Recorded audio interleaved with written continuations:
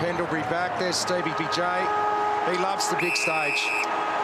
They all do. The crowd will love the big stage here as well. A great contest, Saturday night footy.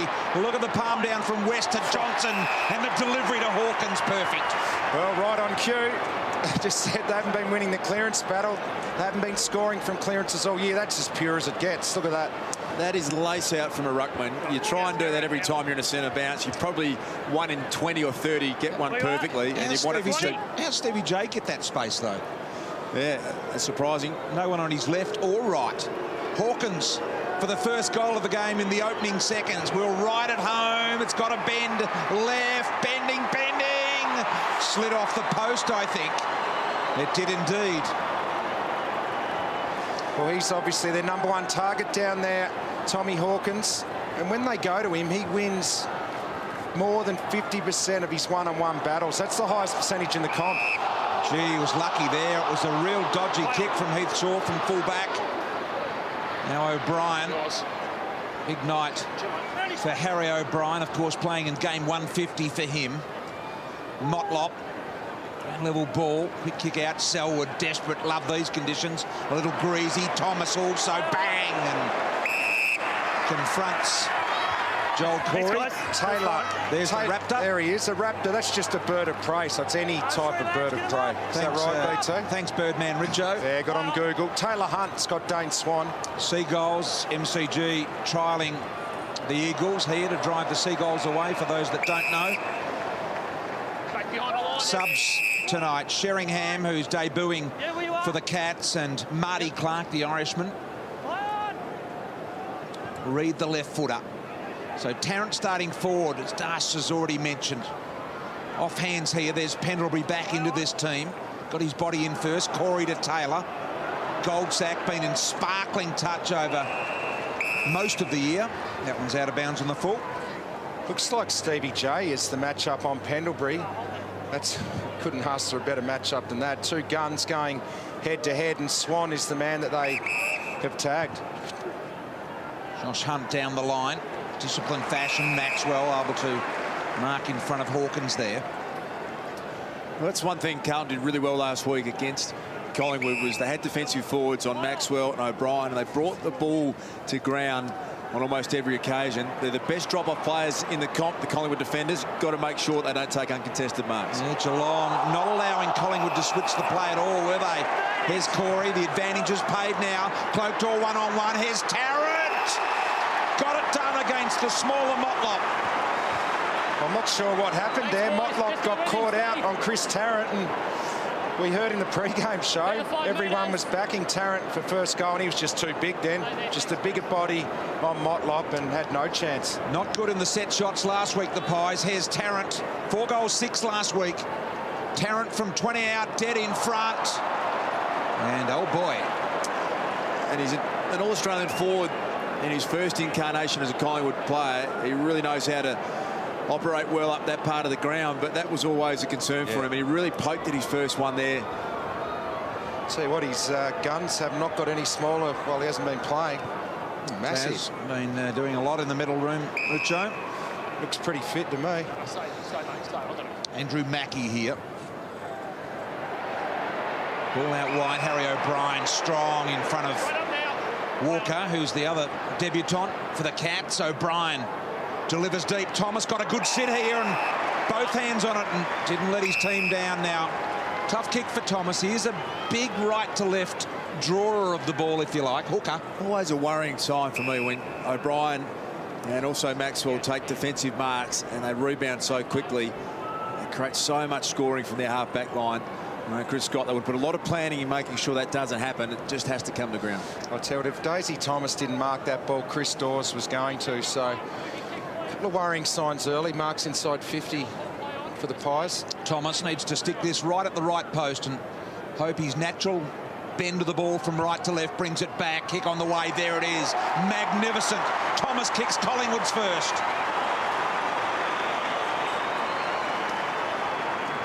Beautifully called, Bristle. That is exactly what Dale Thomas did. Almost as though he had you in his ear there. He stuck it at the right post. Most players have that right to left draw. And the Pies started fairly nicely. with some defensive work that we spoke about, and Daisy Thomas getting on the end of that one.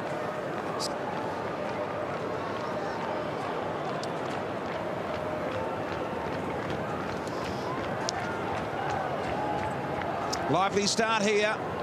Both sides getting an opportunity at their forward end. Collingwood by a goal. Jolly in the middle. West the opponent. This time Jolly with the knock, but Selwood with the clearance. Went to ground with the ball. It spills loose. Collingwood go deep and long. Cloak was there. Enright. Scarlett got bundled off the ball. Desperate. Goldsack out of the pack. Something out of nothing. Tyson Goldsack getting the job done early. Great start by Collingwood. Alex Fasolo started on the wing at that last centre bounce and came in off the line and just got goal side of his direct opponent. We see it here. It comes out to him, gets a quick kick forward. They get a contest and a great snap out of the pack, but well done by Fasolo. Just rolling the dice there a little bit on the wing. Pies were coming off a 10-game winning streak before going down to Carlton last week, and a lot of it was on the back of their forward pressure. They are just manic in keeping the ball inside forward 50. Second opportunity created, Dawes mixing it up, and that's been a great move. Goldsack forward. He's not only getting the job done as a defensive forward, he's kicking goals regularly. Umpire electing to throw it up in the middle. This time Selwood's a little cleaner. Kelly just had to be cool. Kick is good. Well done, Mackie. Handball in the run now. Johnson with a low ball to Hawkins. Great hands. A little bit too far out, you get the feeling, for Tommy Hawkins. Although he can hoist the ball. Says, come at me, and that's magnificent. A little kick was meant for Johnson. He really should have gobbled that up. Now Harry O'Brien tucks it on the arm and goes.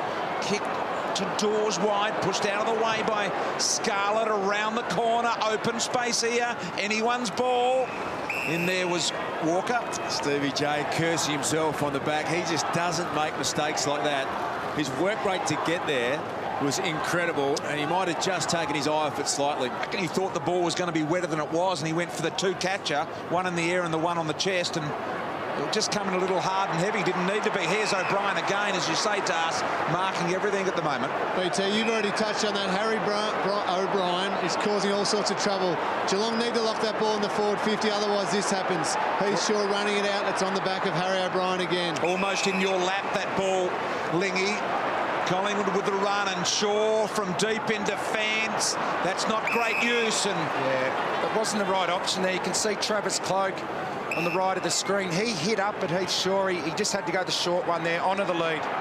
Kick back into the middle. Stevie J's got company. A lot of Collingwood players. Lucky, though, because Heath Shaw couldn't get back. Pendlebury. O'Brien back to Pendlebury. Cool. Releases pressure to Swan. Swan picks out a one-on-one in favour here. And it's a great mark taken by Elliott. Yeah, high risk, high reward Geelong play. They went through the corridor with a really dangerous ball from Motlop. It was a half volley that they couldn't pick up. But the problem is you get turned over and it's in a dangerous part of the ground. Gee, that was beautiful to advantage, wasn't it? He changed his mind at the last minute with that kick, Dane Swan. He was going to just go straight down the line. Then he saw his man out on the left of screen there. Strong mark by Elliott. Collingwood for an early lead of 18 points. They rise, and Collingwood in front by 18. It's his fourth goal for the year, Elliott. It's been handy in his seventh game tonight, so he's found some space inside 50. And Dane Swan, as we were just saying, that was a terrific kick into the fat side of the ground, but took a good overhead mark and converted there. On near early, the Pies just getting some clean football through the middle and delivering it well.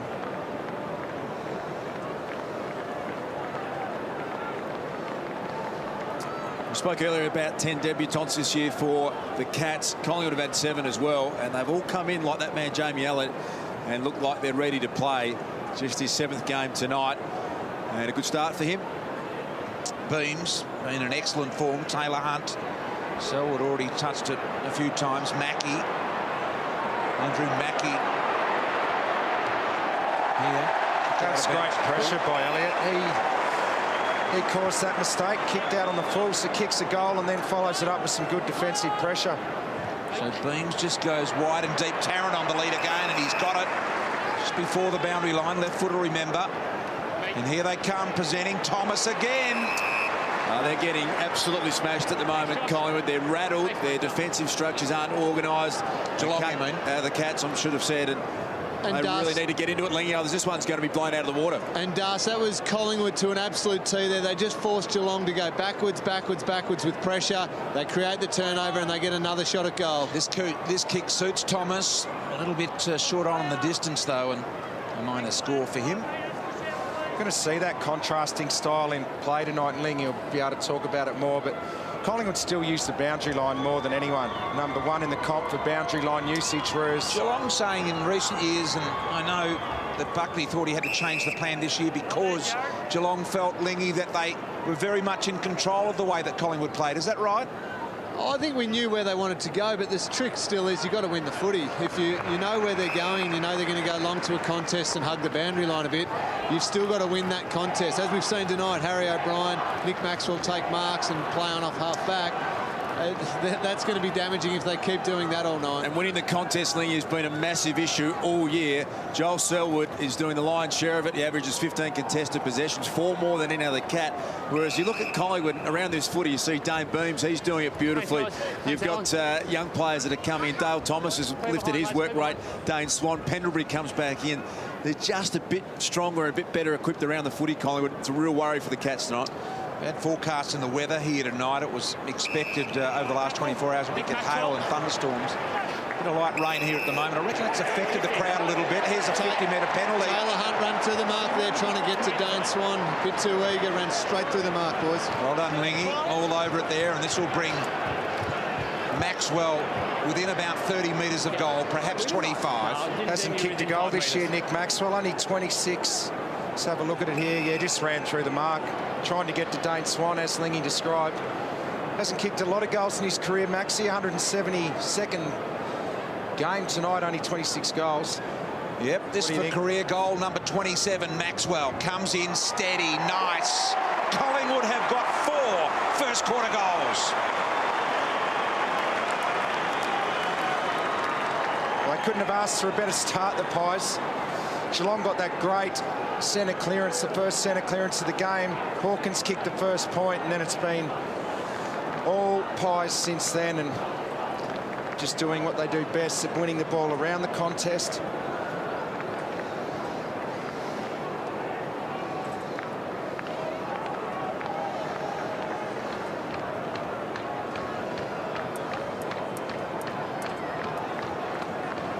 Goal to Nick Maxwell. Back in the centre, Josh Walker, the debutant's going to take this next centre bounce. First 4 goals to Collingwood, and the signs are really terrible tonight. They are staring down a big loss here, the Cats, if they can't find a way to get themselves into this contest. Dawes ended up going against the first game in Walker. The Buckley kick was smothered and spills to Dawes, who kicked it around the body to centre half foot. Goldsack interfered with the Geelong player in Enright, and he'll get the corresponding free. Quickly out to Motlop. Half back, Stokes wanted it, demanded it, Stokes, and got it. In the middle, Corey could have gone with him, elected to go backwards now. Geelong very patient here, Hunt. Well, they couldn't go forward. Dawes has gone and positioned himself behind the play. Here's Joel Corey, got a bit of space up the corridor, and now the run from Scarlett. Good little chip kick. Stokes didn't quite mark it. Back to Scarlett. Ran into the tackle there of Blair. Interception by Corey.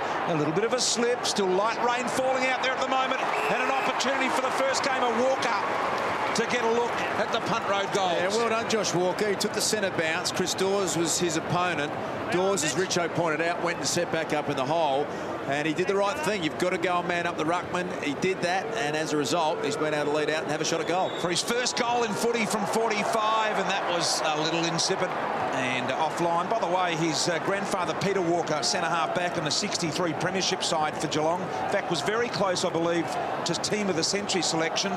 Sadly passed away back in 2010 with cancer as well. How well have Geelong benefited from father-son selections? Yeah.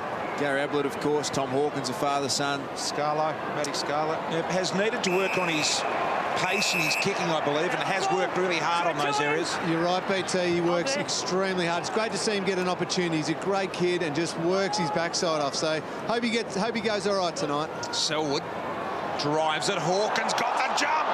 Very nearly had it over the top of Reid. And now Chapman is wrapped up by Buckley. Well, good effort by Tommy Hawkins. Reid positioned himself there. He was the loose man, and Hawkins had to go.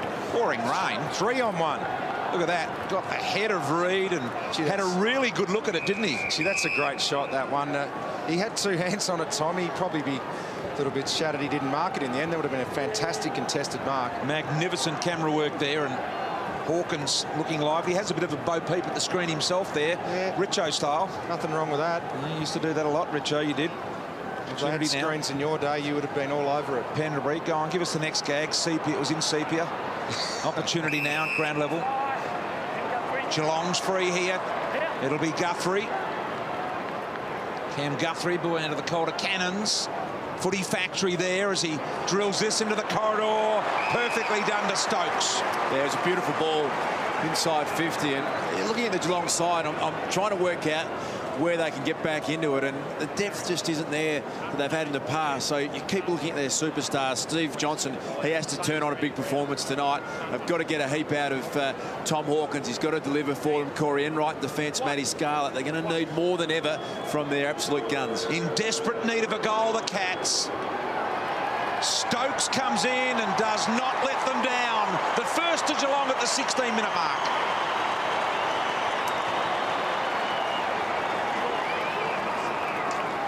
Well, that was desperately needed. And you can throw Matty Stokes into that equation as well, because he is a seasoned serious campaigner for the Cats. There's a beautiful ball in the rain. Now, with a little bit more on it, and we have had predictions before tonight of hailstorms, torrential rain. So, as Richo and I said before, I think the rain is something the Cats want. So Geelong get there first here at the 16-minute mark. The Collingwood bench, you can see the screen set up in front of their football operations manager there, Jeff Walsh. Marty Clark there in the vest, the green vest. I've seen that before, BT. The live electronic board matchup-wise, is a new invention. Been around a little while, Das, but just a couple of years. But anyway, opportunity for Tarrant here. I know you don't get out a lot, but over the boundary line, we'll have a throw in. Didn't used to spend a lot of time on the bench, Bristles. I haven't had a look down there for a while, but it's a good thing. Good of Bristol to just support you on that, though, Das. You would not want to go into the trenches with BT. Come on, Richo. Just upset at the Tigers going down after the siren to Gold Coast. Here's an opportunity. Ground level by Fasolo. The run of Kelly. Here's Harry Taylor, the birth of his second child last weekend. Forced him out of the Geelong lineup. Little unusual in itself. There's the first gamer in Walker. Chapman now head over the ball. Got to be one. Kelly gave it to the wrong man. Beams. Pendlebury on his favoured left boot. Over the top. Handball back to Beams. Left foot around the corner. Goal number 5 for Collingwood.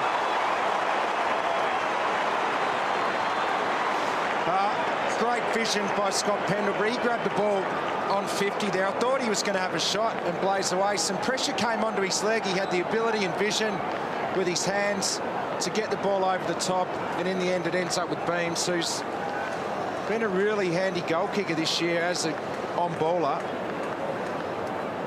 That's his 12th goal for the year. He's good for a goal a game at the moment, Dane Beams.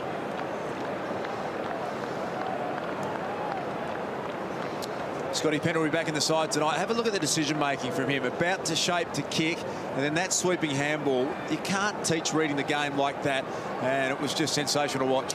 And it makes him look, well, he is probably quick, but it makes him look quicker than he is. He's such a smart, quick decision-maker, and that is his best attribute to us. Make no mistake. Thomas didn't have the ball against Selwood. At the centre bounces, we've got the old +1 at either end. Harry O'Brien was loose for Collingwood, and Joel Corey was the loose down the other end. Goldsack has got Shaw. He said he was going to use him, and then he didn't. Then he got caught. Great tackle by the first gamer. He's having a real crack in Walker. Really having a crack here early, inserting himself into the contest. The other first gamer, Sheringham, is the sub for the Cats here tonight. Knocking the path of Chapman. Gathers. Maxwell in a crunching tackle. Stokes didn't know pressure was behind. Pendlebury on his wrong right foot went the low ball. Nicely defended by Scarlett, putting enormous pressure on. And Scarlett forced the throw on Pendlebury there, make no mistakes. Straight back. Time back on. Play on. And he's Scarlett. Yours. Goes for the basic kick down the middle, looking for Hawkins again. Both hands on it, and the hands were knocked. Tom Hawkins. And it'll be a free to Tom Hawkins. Go through. Against Brown. It's going to be a night where... Nico, go through. I was listening to the umpire giving the instructions there, where the Cats are going to need to take every opportunity. Hawkins has already missed one. He actually hit it pretty nicely, so he's had a sighter. I think they're going to have to convert well to win the game tonight. Could have got a free kick twice there. He ended up getting it for the high contact, but there was a jumper pull there. Also, he's looking dangerous, Tom Hawkins. He's getting his hands to it. He is. Taking a couple of marks as well. Won't get too many better looks than this. There it is. Hawkins at the punt road end, and he's made a mess of it again. We know he's been very yippy around the goals this year. And BT, that's the next step that he's just got to take. He's got to nail those. The team looks for him as the big key forward to go back and kick those goals. That's how he gets to the next level as a quality player. Any internal pressure on him as a result of his poor kicking, Lingy? I think the boys would get a little bit disappointed. You know, they do a lot of hard work to get the ball down there. He does a lot of hard work to get the ball. I think they'd love it if he went back and slotted that and lifted the whole team on the back of it. He did it on a pretty important day in the last quarter last year, didn't he? His Swan. He's just got that look about him that he actually feels confident against Collingwood, and you do have that. Against some teams, you just feel like you're going to go better than others. Absolutely, Richo. Tell us, as a forward, you do feel some days better than others, don't you? You do. You might have a record against a team that's superior to other teams, and it just gives you that confidence going into the game. Pretty strange bunch, forward stars, that they get these funny sort of feelings. But here's Guthrie. Sitting between two pretty weird ones tonight. Scarlett, fast hands. I would have thought normal. Stokes attacks and misses. Johnson tried to knock it on. Beams in the way. Josh Hunt. Good little kick around the corner to his namesake and Taylor Hunt. Stokes short ball. Predicted. Took the risk, Brown. A little fumbly in his efforts, and then he panicked a bit when he did get it. Well, they just rested the momentum back a little bit here. The Cats just need to get some scoreboard pressure on now. They've had all the play the last 5. That's not a great kick by Guthrie. That was to Collingwood's advantage. So the rain has dissipated out there, Lingy, has it not at the moment? It has, BT, you're right. No, it's stopped raining now. It'll be very slippery, though, so it's great grab there by Corey Enright, given the conditions, but it will be a pretty basic game. Got to win the ball in a contest and get it forward. That was a magnificent kick. Beam's got a hand there in the end, but it was really well directed. Here's Harry O'Brien trying to bore a hole through the Chapman tackle, and a lot of Collingwood jumpers around this ball. Just one cat underneath. Eventually it comes out. Smith to Mackie, couldn't control it. You heard Lingy say, little slippery here at the moment, a little tough for the players. West a high ball. No mark, says the umpire. Pendlebury, quick hands to Shaw. Just that one clean touch that you saw amongst the heat and traffic again with Pendlebury. He just never, ever fumbles the footy, always makes the right choice. Already looking really good, Pendlebury, isn't he? Now Collingwood Swan. A ball that tried to draw Cloak to the ball. He didn't come. Beautifully picked up by Sinclair. Over the top, Tarrant for his second goal. Did he stay in the field of play? He reckons he did. And the umpire's got to agree, and he does. Well, nearly came unstuck. The handball from Sinclair. They're running into an open goal. And we think Chris Tarrant, well, it's a goal because they haven't decided to have a look at it, but that handball was nearly a missed opportunity. Doesn't it always happen, Dash? You have the run of play for 5 or so minutes, you don't convert, you don't kick a goal, then it goes down the other end and you get a goal with your first foray forward, and that hurts the Cats.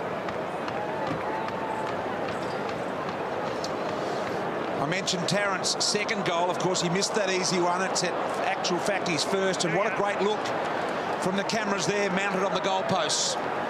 Staying in the field of play at all times. Swan, who's been heavily involved here in the first term, Tarrant again. Desperation to win the ball there. Question tonight from EBT was, can this great side on a big stage again just find something against the quality opposition, remind everyone of the competition they're still capable. Looking at them now, they just don't seem to have the artillery to fire in a big game. Head to head, they're getting beaten around the football, and their form hasn't been great. They just haven't been able to flick the switch tonight so far. Well, they've just had Advantage paid here. Beams will get it inside 50. Goes for the handball instead. Made a difficult opportunity for Elliott. Probably overuse of the ball in these conditions on that occasion. Well, they've had 6 individual goal scorers, and that's the difference. They look like when they go forward, all of their forwards are capable of kicking a goal. Geelong down the other end, it's been a little bit Tom Hawkins conscious at the moment. Yeah, a little one-dimensional, Richo, at that end of the ground. Thomas got banged into. Kelly, always good. Johnson. Kicker's got to be good to Smets. Couldn't get hold of it. Buckley over around the ball. Been really tough over it as Walker. Couldn't get it though. Shaw. Handball in a hurry. Thomas ran over the top. Little knockdown to Swan. He was lurking at the back of the pack. Got the benefit. Tuvey goes inside. Cloak's there. Dawes as well. Guthrie says to Scarlett, get out of my way. Now Kelly. Someone's got to go and get it for the Cats. They're all looking at it. Goldsack swooped in, kick around the body, one-handed attempt by Cloak. Jolly picks it up, handball back inside. Thomas for the goal. Got it, 3 in a row for the Pies.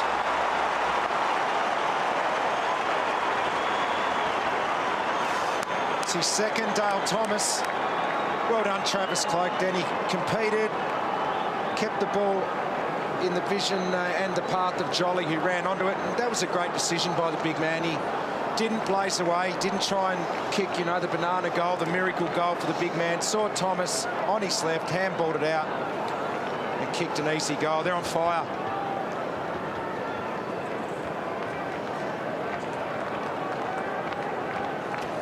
Well, look at touch shock at the moment, the Cats getting overrun, outplayed, and we're seeing a lot of this, pushing hard forward, unaccountable. And at the moment, the Pies are just too good and too strong. A whopping 35-point lead early in this game. They're going to go forward and deep inside 50 again.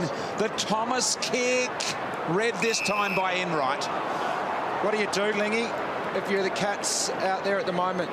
Well, first things first, they need to win some of those crucial contests through the middle of the ground. They need the ball going in their half of the ground, set up their defensive structure behind it and lock the ball in. At the moment, Collingwood are just pushing it forward, locking it in their part of the ground. Their frontal pressure so far this quarter, Collingwood, has been fantastic.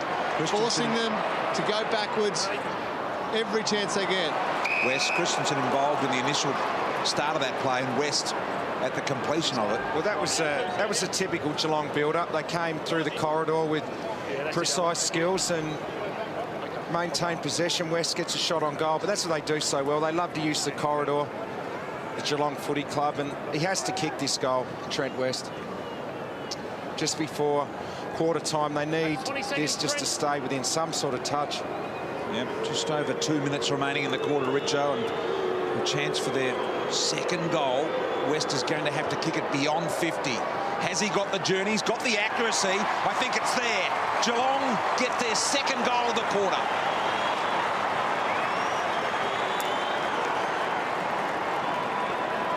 Big kick there by West, as Richo pointed out.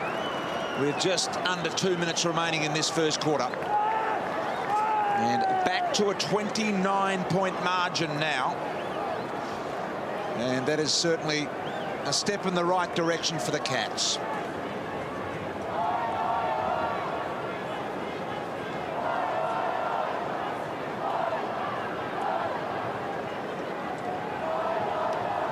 Well, this is why they're the #2 corridor team in the comp. They love to do this. They get it into the middle, gives them plenty of options going forward. West has a shot on goal. And a clearance to go with it, Kelly. So they can respond quickly, this Cats line up. Selwood, the charging, get out of my way attitude.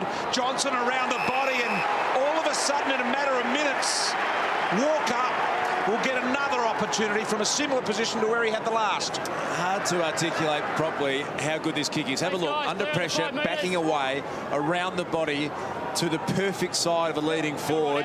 No player in the comp kicks the ball like that, and he meant every bit of it. He's on fire too, isn't he? He's had 9 possessions. He's put the ball inside 50 a couple of times. He's had clearances. Off the rookie list at Geelong, and here he is playing in the big time now. And 2 opportunities there. Looks like he has struggled for the distance, and that was one of the knocks on him. Lingy was his kicking, wasn't it?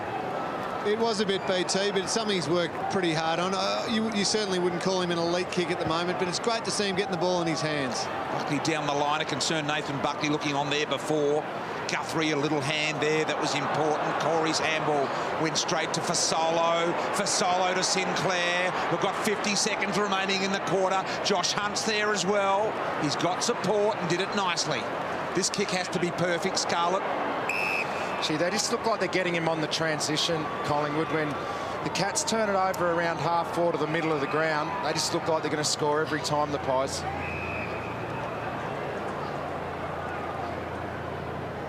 So Josh Hunt to just slow things down. Methodically, the Cats try and pick off the loose man. Duncan now back into the side this week.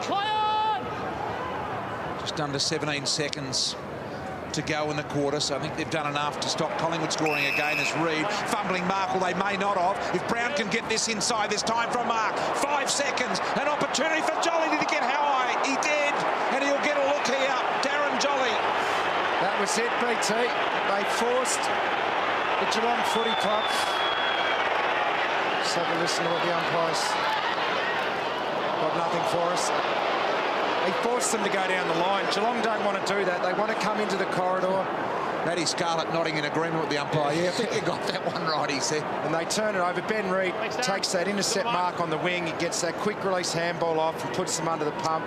No time left on the clock here, Richo. It'll sound. That's 20 seconds. What's he do with it, BT? You're the expert on Not those. sure whether there's a little bit left or right for Jolly or not, but there it is, the confronting task, basically on the quarter-time siren. Jolly comes in, kick is good, siren sounds, and that is a goal. Collingwood by 34.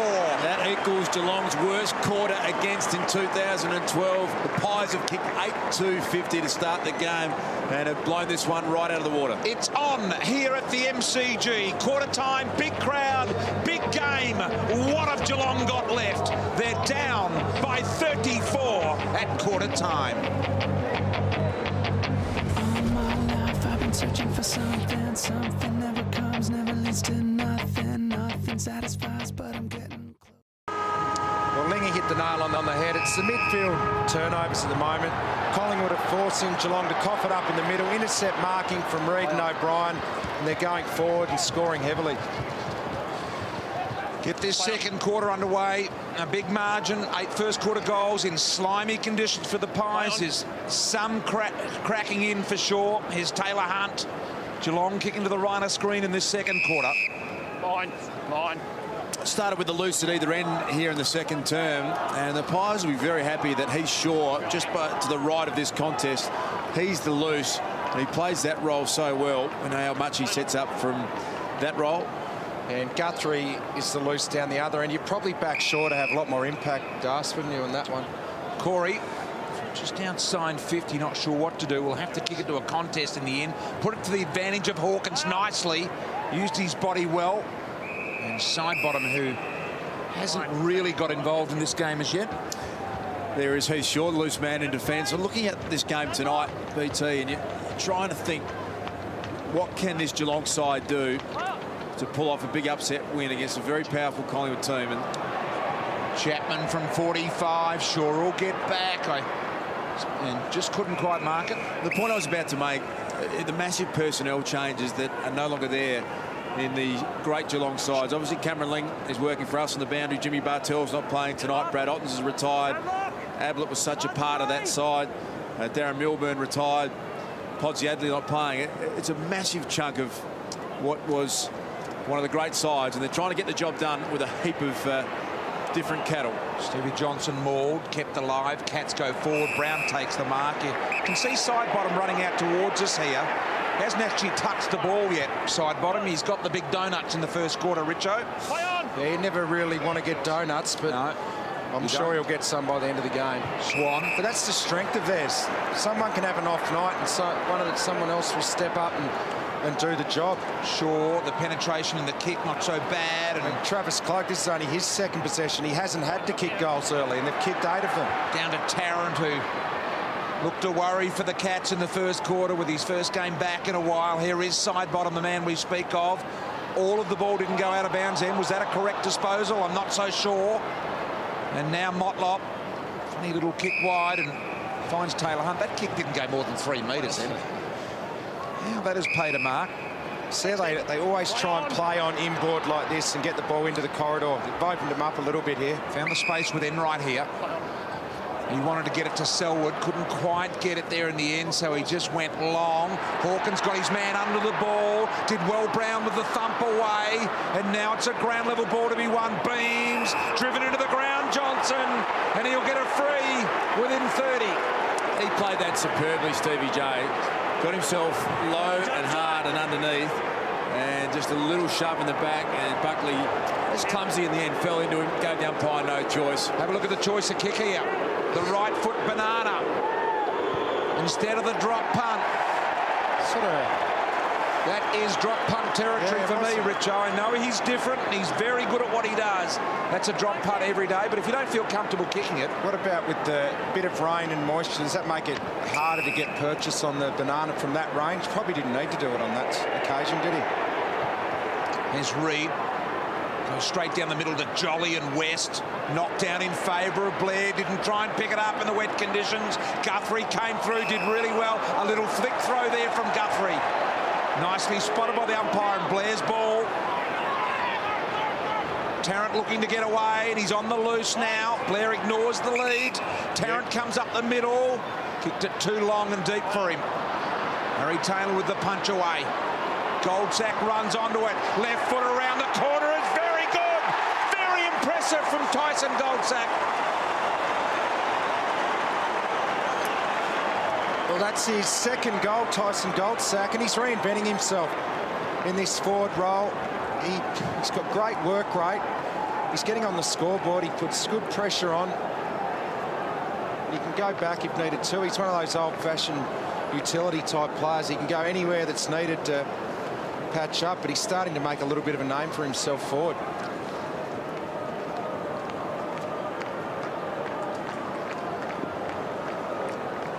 Let's have a look again. That is at a throw to Guthrie, maybe a little scoop. The one that surprised me, even though the rain is coming down, Harry Taylor always marks those. He just didn't have the confidence on that occasion, fisted it away, front and centre goal. Tyson Goldsack, 18 goals for the year from his 15 games so far. Been a real revelation up forward. This is O'Brien. This is the spot, BT. Intercept marks there. It's killing them. Well, he's the #1 for Collingwood with intercepts marks, Richo. He's had 85 of them this year, Harry O'Brien, plus tonight's takings. Soccer off the ground by Tarrant. So he is their #1 intercept mark player, Harry O'Brien. Yeah, and that's what they want him to do. They want him to mark the ball, centre of ground and get it back moving their way. And he's doing it perfectly in this first half. They've also got Ben Reid who can do it. Maxwell does it really well. It doesn't matter who they get free, really. They're equally as good. Josh Hunt in the end forced to kick it wide. Motlop, little ball to Kelly, and Goldsack couldn't cut it off. Kick around the corner is fantastic. Geelong have got some space. Hawkins, that's 50. I reckon he touched him after he took the mark then. Kick around the corner now. High ball to West. Knocked away by Shaw. He's a little lucky there, Darren Jolly. I think you're spot on, BT. It's one or the other. It's either play on. You can't touch him that long after. That is absolutely a 50-metre penalty. I seem to recall one of those late in the game last time these teams met. Absolutely. Alex Fasolo involved, Lingy. You've got a long memory there. I don't hold on much, do I? And this is going to infuriate the fans. Hey, Lingy, what did you think of that? Just let this play out. What did you think of that banana from Stevie J? I know he does all those sorts of things all the time, but it looked like drop punt country there, didn't it? Yeah, I tend to agree with you, Richo. You do let Stevie do what he wants with that because he does have such confidence in the kick that he wants to take. But That looked to be a almost, well, probably a 45-degree angle. It's usually drop punt from that sort of area. Collingwood messing around with the ball in the back half. Buckley with a horrible handball. Almost got pinned as well. Now O'Brien under enormous Geelong pressure. Just got it away. This is great pressure from the Cats. First time we've really seen it tonight. Report for rough conduct, sling tackle. Jared. So Joel Corey Report for a sling tackle. has been reported for a sling tackle. So that's the tackle there, that one there. Corey on Blair has been reported for a sling tackle. Gee, I've seen bigger slings than that one. It was more of just a shove into the ground. It was a little quick one, wasn't I've it? got a feeling that one might be okay, just from that first look. I think it'll be fine. It had the motion, but certainly wasn't two actions in it. Tuvey, in the end, forced with a Corey's kick out wide, but it has the desired effect to Tarrant. Tarrant back inside to Swan. Swan around the corner. Here's side bottom. He's good overhead, remember. Knocked away. Sinclair, brilliant. Little left footer. Here's Dawes. Couldn't get there. You go down the Geelong end of the ground, Richo, and it just seems such a fight. So hard to try and manufacture a goal. And every time the Pies stream forward, you just think they're going to score. There's wide open space. They've got great one-on-one matchups that appear to be in their favour. Collingwood players around here. Taylor Hunt beats them all. Blair and Shaw in the middle confront each other. Shaw one out. Selwood now. Kelly, who's been pretty good in this game so far, has got some space for Johnson. Drops the little mark. Doesn't matter. Controlled it. Great chip kick by Johnson. Deliberate kick to Motlop. He plays on and kicks the goal. No advantage from a mark. There's Chris Scott's reaction. He's thrown his hands up because that's Stevie Motlop's choice to play on. I mean, the umpire has got to pay advantage. I mean, it might say blew the whistle play on. Let's have a listen. Okay. I think he was saying... He stopped first outside his mark, Stokesy, and then he went to go. I think he was saying he didn't get behind his mark. No, that's, I think, their call, but Stokesy was asking what was going on. Line ball call, seen littler things let go. Here as Motlop comes in and nails a much-needed goal for the Cats.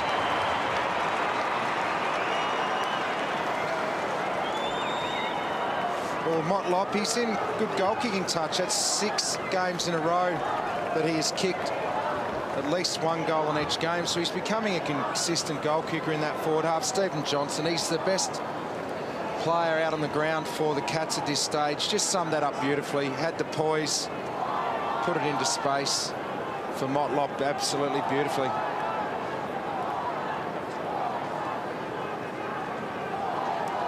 I love watching Stevie J play. Have a look, tiny little glance inside. There's Motlop. So to calculate how quick he's running, where that ball needs to be pushed to is incredibly hard, and he does it so well, Stevie Johnson.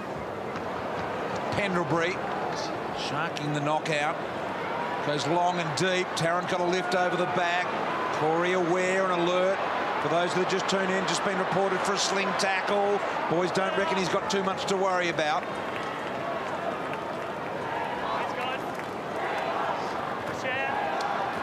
Back to a 34-point margin. I don't think they've got any choice, Geelong, as we look at Josh Hunt, what he's got in front of him, the kick out. There's not a lot of movement, but they just have to keep rolling the dice through the middle of the ground, and that's what he does. Both teams electing to go straight down the middle with a lot of their kick-ins here tonight. Chapman off the ground is effective. Maxwell, a slapping punch of the ball to Blair. Fast hands to O'Brien. Little kick. That was off the outside of the boot then from O'Brien. Cloak's got Swan on if he wants to use him. Fronting goal, he does. Little kick by Swan is out of bounds on the full. That was a brilliant effort from Nick Maxwell there. You saw him run and fly the fist at it. If it went behind him, it was a certain Geelong goal. Stevie J was out the back. They had all the numbers forward. He saved a certain one there. He would have been nervous then, Max. If you were one-on-one with Stevie J in the whole forward half. Now, what about that? Went and then stopped and came the other way. So 2 directions while he was out of bounds. Play on, out of bounds, out of bounds. Got to be continuous. H was the last word from the umpire. Technically, it's there. So, stoppage in the Collingwood forward end. They're very good at this. A lot of numbers for the Cats. Corey made a little bit of contact with the kick. Cracking in. Gee, that was hard. Blair underneath. He's had facial hair all year. None here tonight. Shaw shoveled it. Chapman's kick was smothered brilliantly. Back inside to Blair. Confronted by Christensen. Goldsack to side bottom. Centering ball. Here comes Thomas. Kelly did really well in the fist. Maxwell now. Confronted by Selwood. Dawes to Pendlebury. West. Tuvey. Tough in there at the moment. Selwood got one high.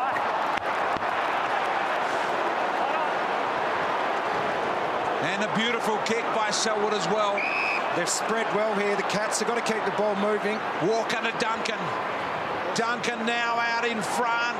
Kicks a little bit too far in front of Smets.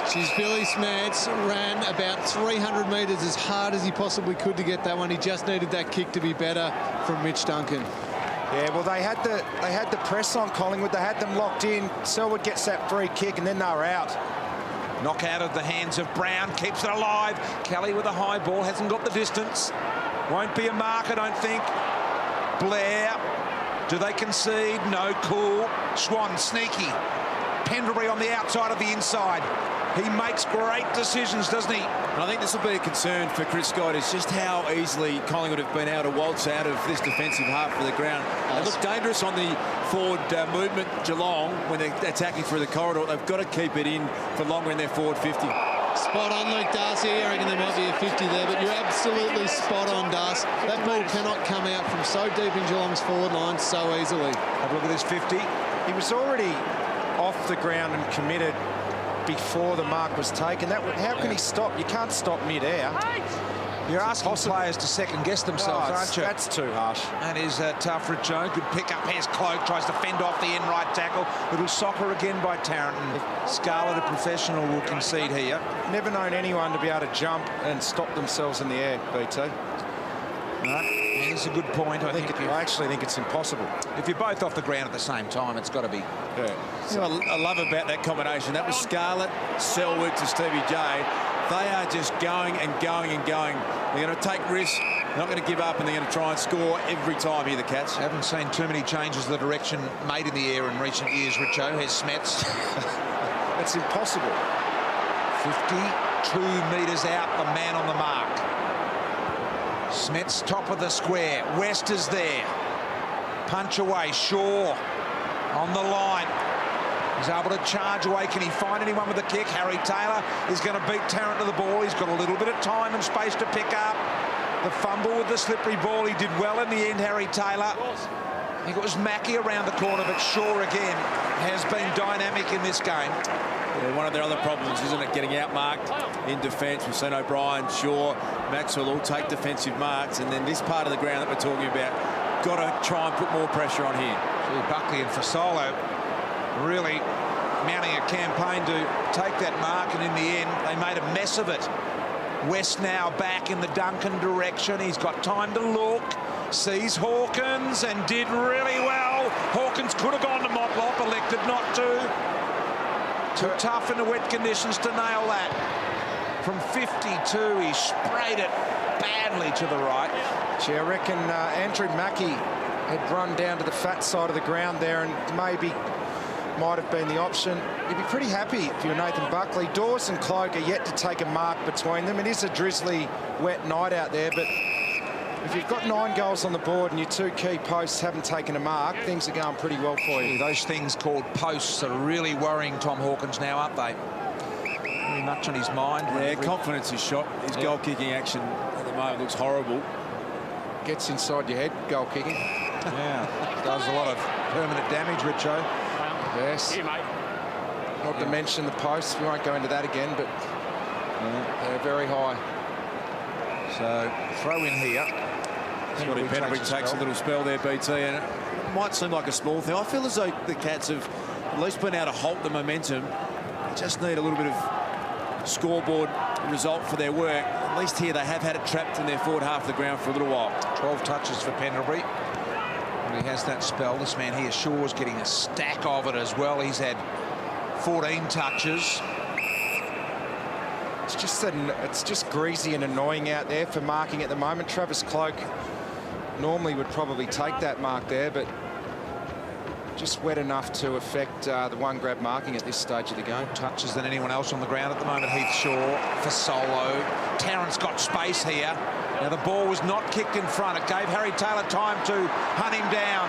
The recovery by Tarrant. Remember, he's a left footer. Taylor would be aware of that. And Tarrant asked the question about the deliberate. He looks to be moving well, though, Chris Tarrant.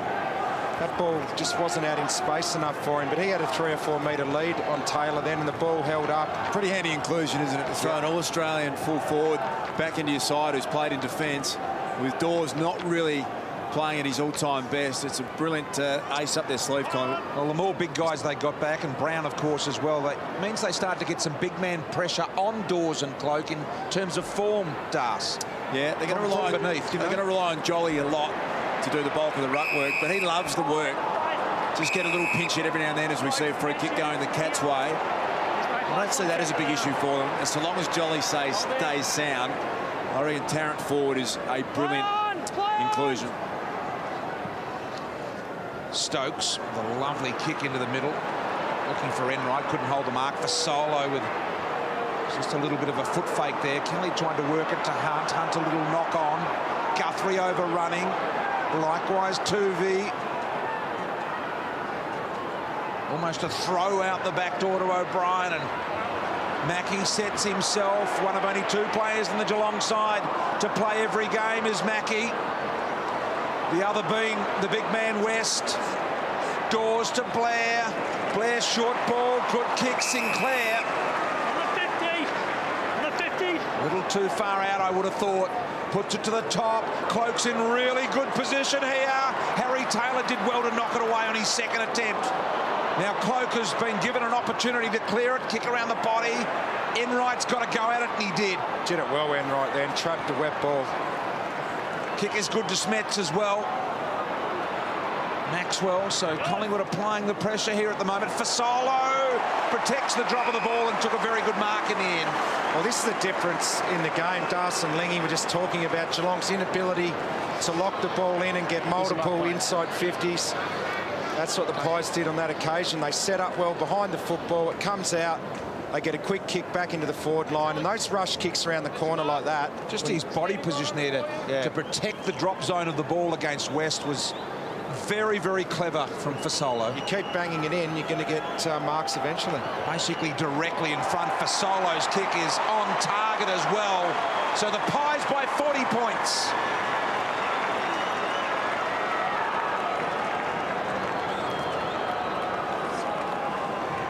So 7-4 from turnovers. Collingwood are really punishing the Cats when they kick it into the corridor, and they'll keep playing that style that has made them the superstar team they've been over the last decade. But the problem is, gets turned over in the corridor. They're not winning the 50-50 contest, and they're getting burnt badly on the turnover.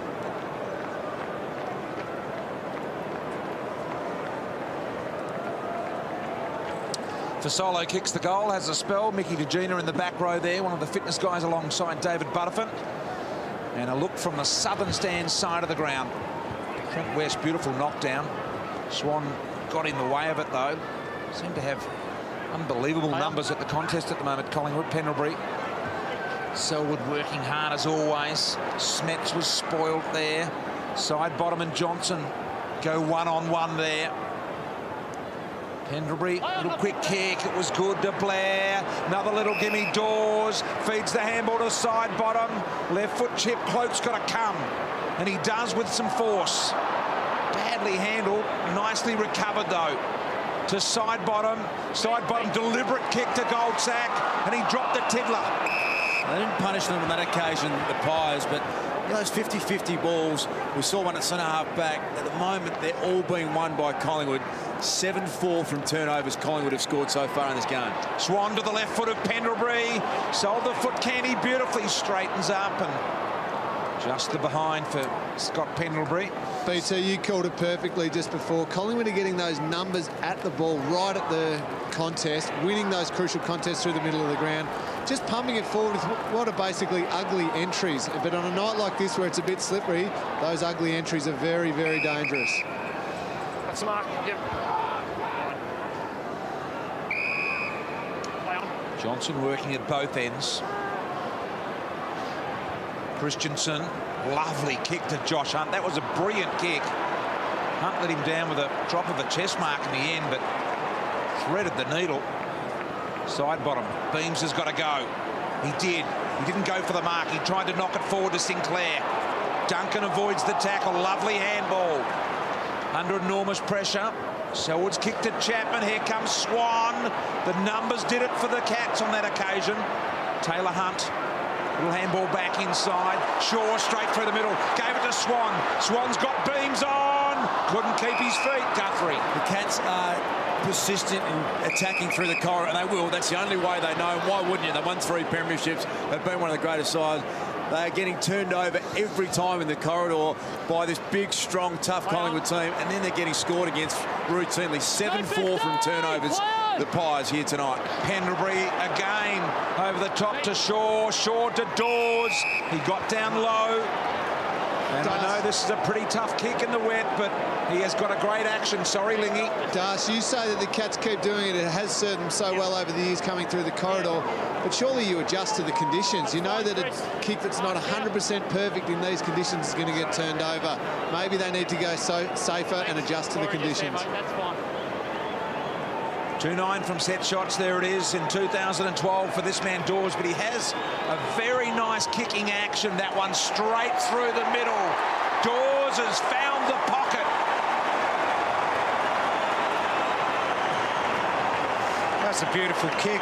Hasn't been in his best form, goal kicking or possession-wise, but he's been working pretty hard tonight, Chris Dawes. He's up to 6 possessions, taken a couple of marks now. Kick to goal. Swanee coming back onto the ground.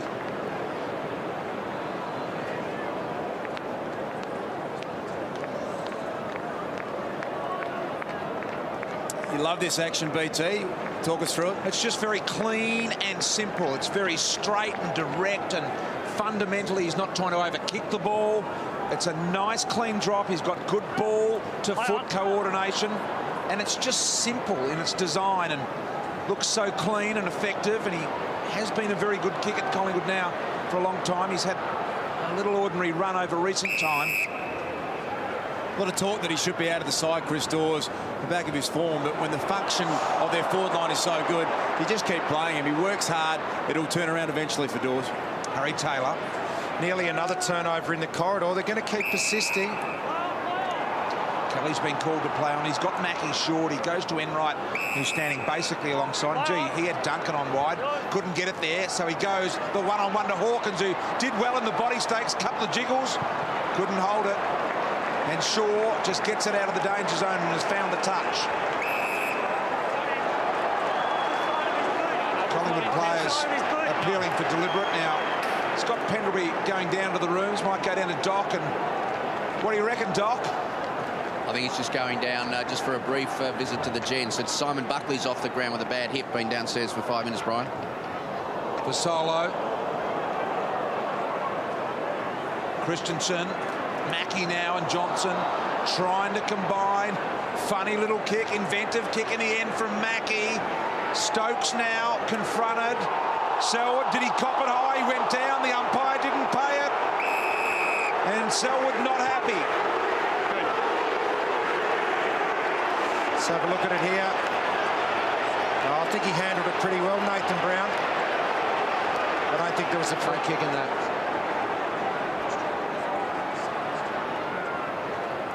Jolly. Side bottom. Now Kelly to keep it at Geelong's end. Put some pressure on the Pies. Couldn't do it. Dawes spinning out of trouble.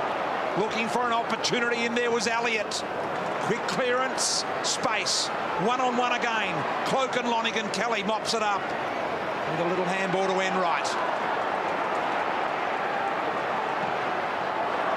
How's the pressure there from the Magpies? They were relentless, kept on forcing the Cats to overuse the footy, and another turnover.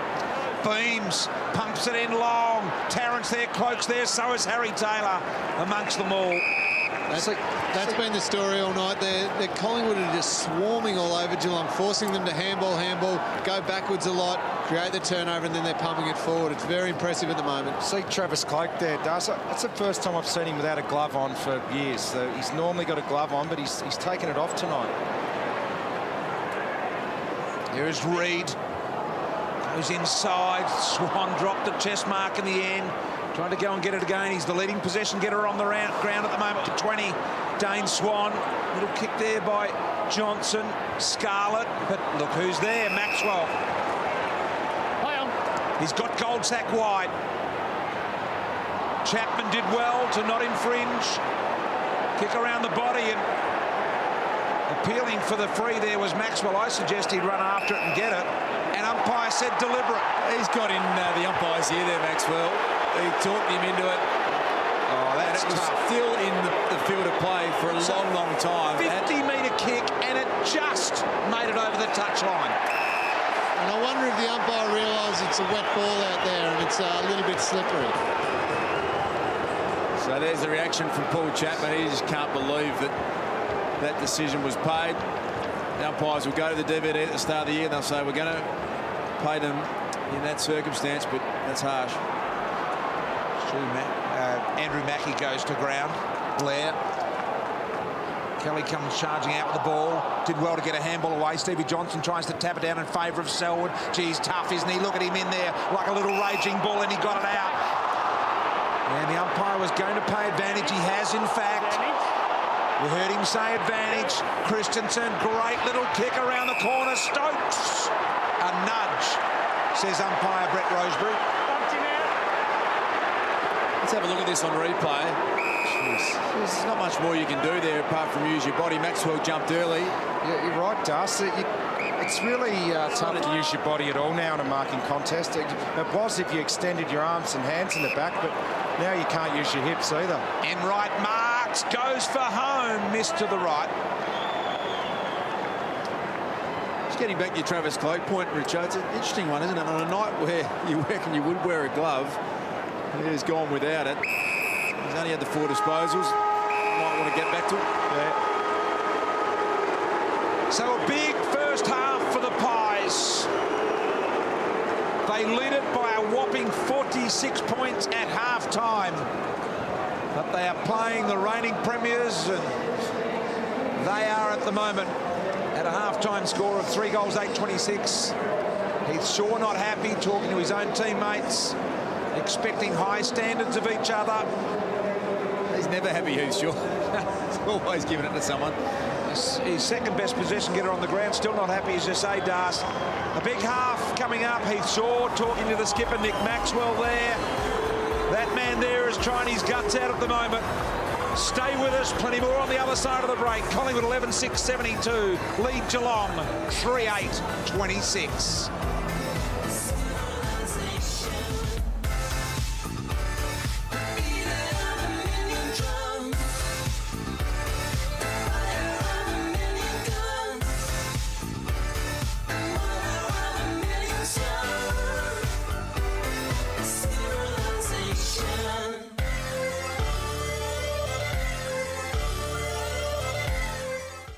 Just about ready to get this one underway, and in the second half, let's get down to Cameron Ling. Yes, BT, Collingwood have activated their sub. It's Simon Buckley, the man who's come off, and Marty Clark, the Irishman, is the man on the ground. All right, we'll try and find out whether that's an injury substitution there from the dock very shortly. Taylor Hunt around the corner. Kick inside, Nathan Brown takes the mark. Stop. Play on. Just read it so well, the Collingwood defenders. We spoke a lot about that in the first half. It was mainly O'Brien. Maxwell, Heath Shaw getting involved as well. Nathan Brown in the right spot.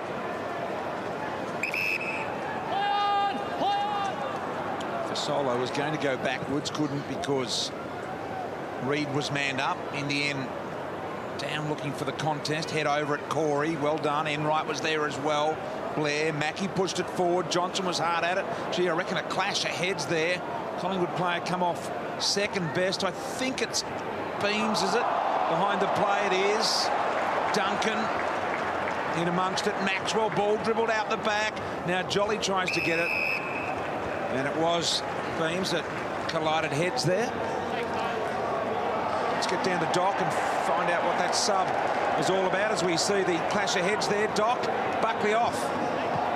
Yeah, Brian, he was off 15 minutes in the second quarter with a bad hip injury. Kick around the corner, misses the lot.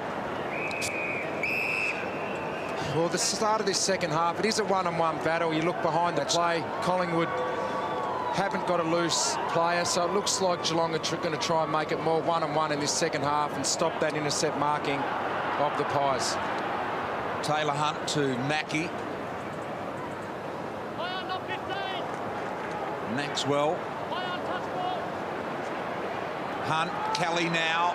Got Motlop support over the top. Cam Guthrie feeding Chapman. He can go. Could have gone himself. Unselfishly found Selwood on the lead. Well, that's a great start. They got a little bit of overlap run, but they made all of the Collingwood defenders play one-on-one. And if you do that, you get a really good chance to score. Harry O'Brien had to man up on Selwood there. He leads up with the football. Make them accountable, make them defend. They get a shot on goal. Selwood directly in front. This will be the start that Geelong would have dreamed of during the halftime break. Selwood doesn't let them down. Back to 40 points.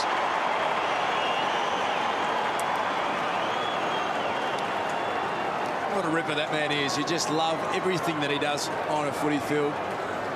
Put himself in front. He started forward, which is interesting. There's such a presence on a football field that Richo was spot on.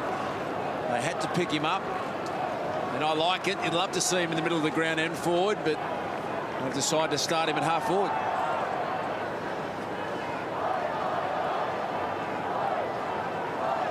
Well, Joel Selwood kicking the goal. We see Marty Clark there. He's the substitute who's come on the ground now for Collingwood. We know how good a runner he is, so I'm sure he'll get busy early on in this second half. Back in the middle, Jolly. Swan. Going to bust his way through Duncan. Did well, Christensen, to get a little foot on the ball. Advanced it another 10 metres. Haven't had a kick or a handball yet. Just soccer all the way. And look where they are. Deep inside their 50. Thomas, did he get Stokes high? I reckon he might have. Tell you what, they brought some fantastic intensity to start the second half, and it was just surging the ball forward there. Interesting move with Selwood starting forward as well. Stokes to the top of the square. Hawkins got tripped up and Swan with the mark. I agree, Das. They look switched on here, the Cats, and ready for the challenge. Poor kick backwards in the end by Swan. There's that hit. Just got under and lower, Stokes, didn't he? West over the back.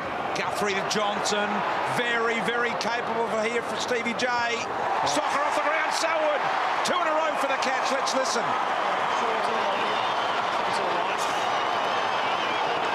Stop. Okay. I'm not 100% sure who's good. Okay, what do you think? Okay. Can we review this score, please? We're not sure which boot it's come off, so that's the query.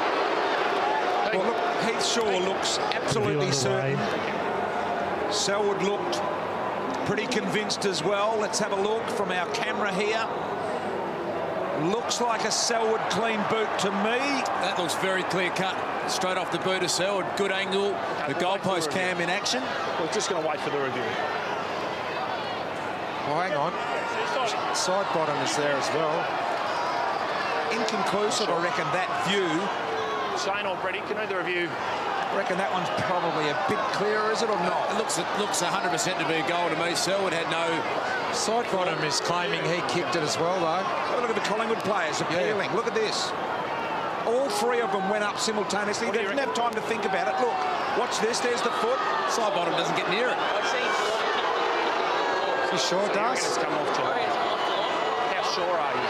Let's have a listen. Not sure? He was going that way. That's fine. The ball went that way. Not sure. Okay, that's fine. The ball's gone that way. Just wait. We're just waiting. Yeah.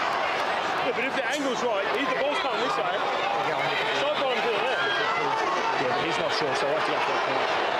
He's doing that way. It's going to be called a point here because they're not sure. Now, if the umpire didn't have a view at the start of this as to whether it was a point or a goal, so... How are we going up there? I reckon that view there looks like side bottom. Yeah, I reckon side bottom kicked it. That last view here, Richo, I reckon tells a bit of a story. Let's have a look at this. I reckon It looks that's like side bottom.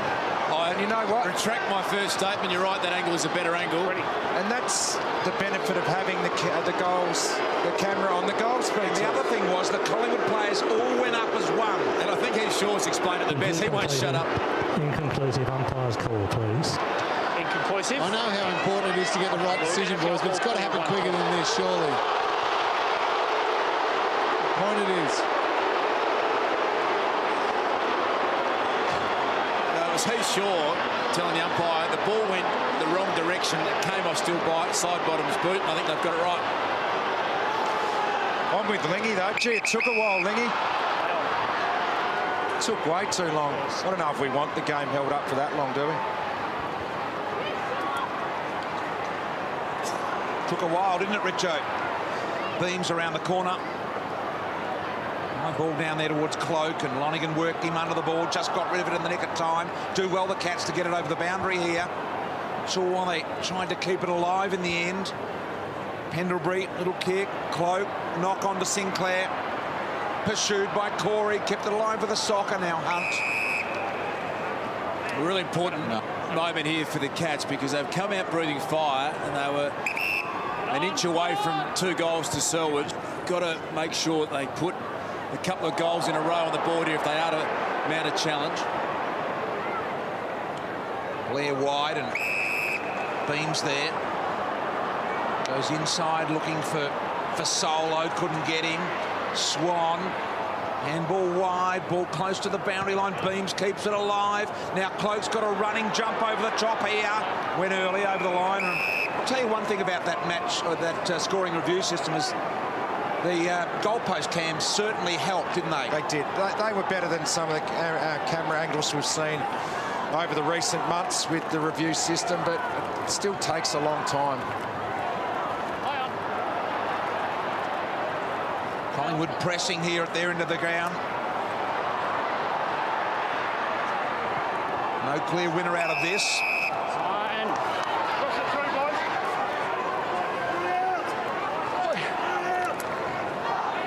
Umpire immediately gets on with it. Shane Stewart throws it in the air, tried to bust Elliott. So Geelong hanging on here. Kicked the first goal of this third quarter. And now they're under enormous Collingwood pressure.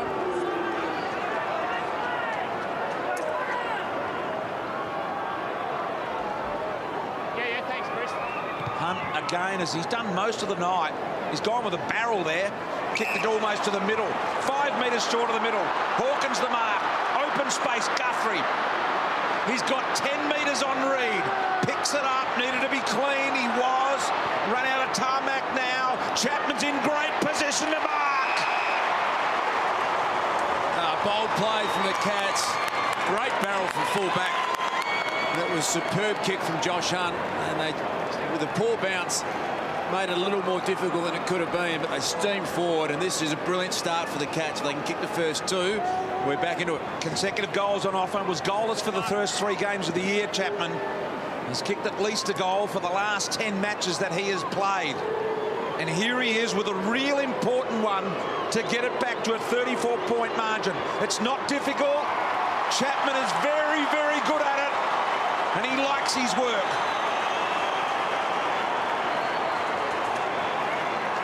Outstanding start to the second half. When you have a side filled with champions like that man, Paul Chapman, Joel Selwood, Matty Scarlett, these are greats of the game. There's enough pride and enough quality there to never, ever lay down. And they've just asked a nice little question here to start the second half.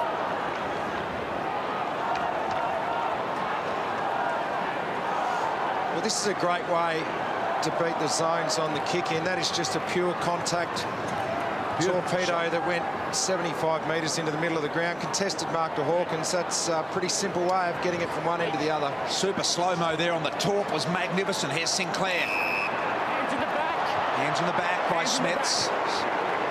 Sinclair, 55 out. Geelong sensing got a bit of a chance here. Have kicked the first 2 of this second half. Thomas rips it off the front. Left foot goal.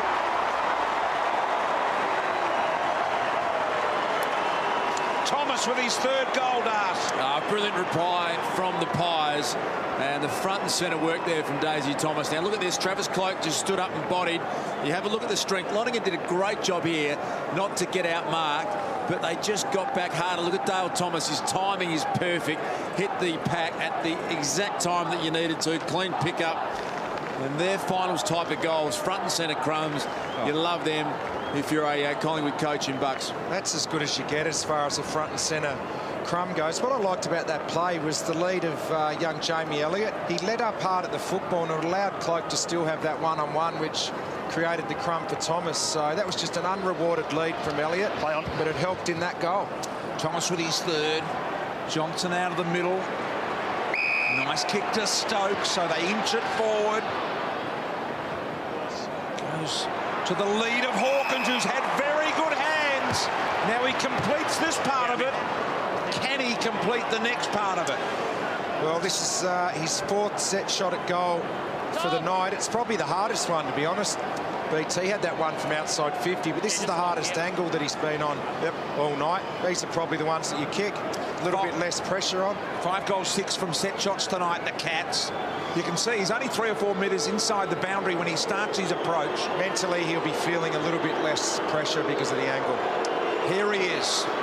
Hawkins is not. No, it drifts the other way. I thought that was right to left. Wasn't bad contact, though. It was good, wasn't it? Pretty good contact. Yep. Contact's all right, but when you're a gun forward, it's just not good enough. He has to get this right, or he actually becomes a liability. And we talk about it a lot. Goal kicking is something that we speak about every week. That was his best hit of the night. I know, but he hasn't scored, BT. Got to find a way to get the job done as a key forward. Got to get that right. Well, you've been a gun for hire with the goal kicking, BT. I know it's a long way for you to drive down to Geelong, but No, Richo, don't be silly. But you have worked with people before. We're a very good set shot. I'm actually being serious for once here with you. I'm never quite sure about you two. Sitting next to me, I'll take it. And the fact you're just giving me one. No, I was pumping you up. You were a good set shot. Beams to Elliott. Elliott wide.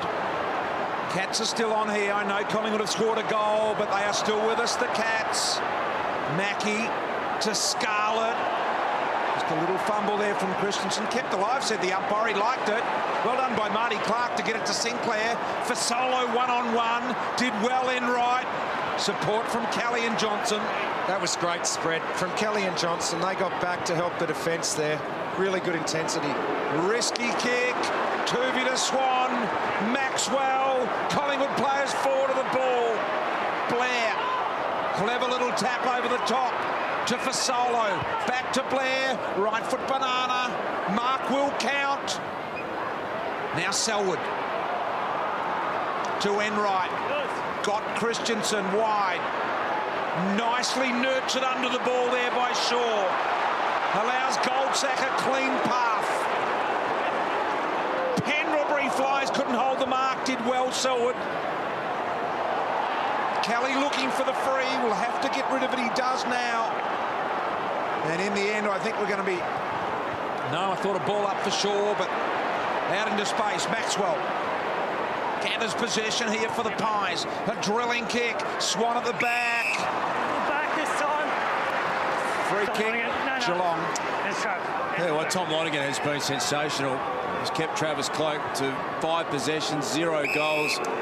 Played a superb role tonight. Hasn't taken a mark, Das.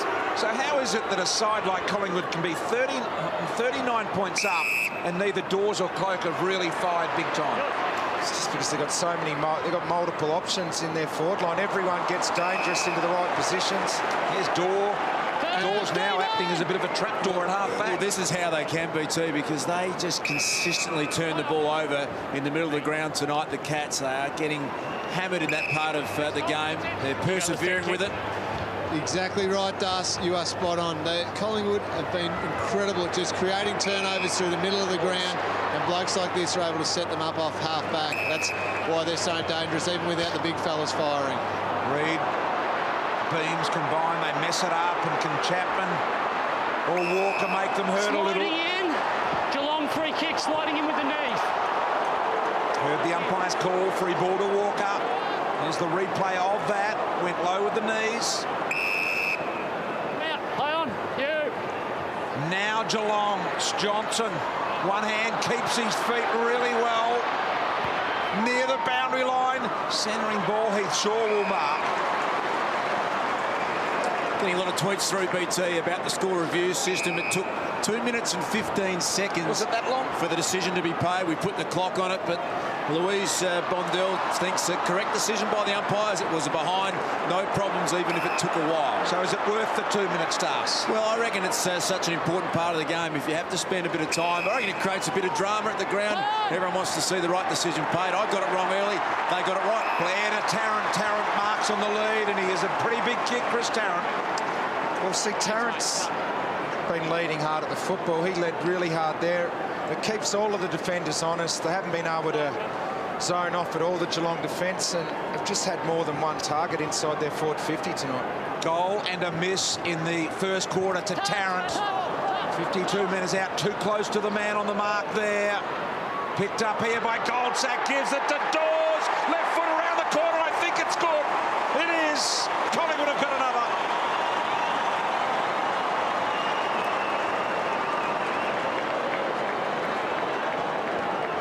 That'll do his confidence the world of good. Big Dawsey. He's just starting to find his feet a little bit after a pretty quiet patch in AFL football. But they love him at Collingwood. He's such a great worker, highly intellectual man who sometimes maybe overanalyses it a bit, but a couple of goals and a fair impact on the game. 2 goals apiece. Here in the third quarter, Dawes getting the second for Collingwood. And did it nicely around the corner, back to a 45-point margin now. They need to start to make some inroads to the score. Kelly with the clearance, Hawkins almost. Now Tuvey, he took him on, did he get rid of it? Umpire said yes. Side bottom, and now Selwood wanting the free. Swan. Stokes went low. Nathan Brown, bit of a fumble there. Really difficult conditions. Taylor Hunt went to kick, was tackled, pulled off the ball. Hawkins. Johnson. The push away, fend off. Pendlebury was no good. Kelly comes in and bowls beams over. In his desperation to win the ball. Great attack on the footy there from every player around it. Well umpired. A couple of little ones that they might have been prepared to pay, but let it go. Nice palm down by Kelly. Selwood left foot around the corner. Back to the centre, and Jolly. Gee, that's a funny little handball to Marty Clark. He's a left footer. On to Beams. That kick not the required journey. Shaw just happy to advance it out of the pressure area. Now Beams around the corner. Great kick to side bottom. He takes Hunt on. Handball over the top to Sinclair. He'll kick inside 50. Tarrant can go over the top of Taylor and takes the mark. Well, he thought about one to Daisy, and he'll go back. Smart move, Chris Tarrant. He's had his own goal-kicking problems tonight. He's looking a little shaky. Once again, we see the Pies get out of defensive 50. Works through the forward press from the Cats a little too easily, and then just split them open once they get through the middle of the ground. Yeah, the Cats' pressure has been better at the start of this quarter, but it was that kick from Beams. That was a great kick under pressure in traffic to release side bottom. Game-high margin on offer here. Collingwood by 51.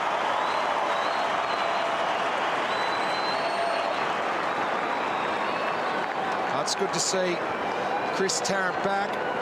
Tash Hazel has tweeted in she's glad to see Tarrant back where he belongs, up forward for the Pies. Well, he was All-Australian as a forward for Collingwood, kicked over 50 goals in a season. It's a while ago now. Went over to Freo, now back obviously. He was very, very good as a defender though last year.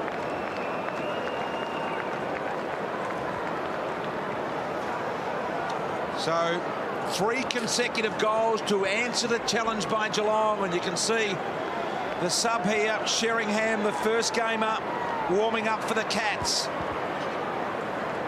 Swan with the clearance.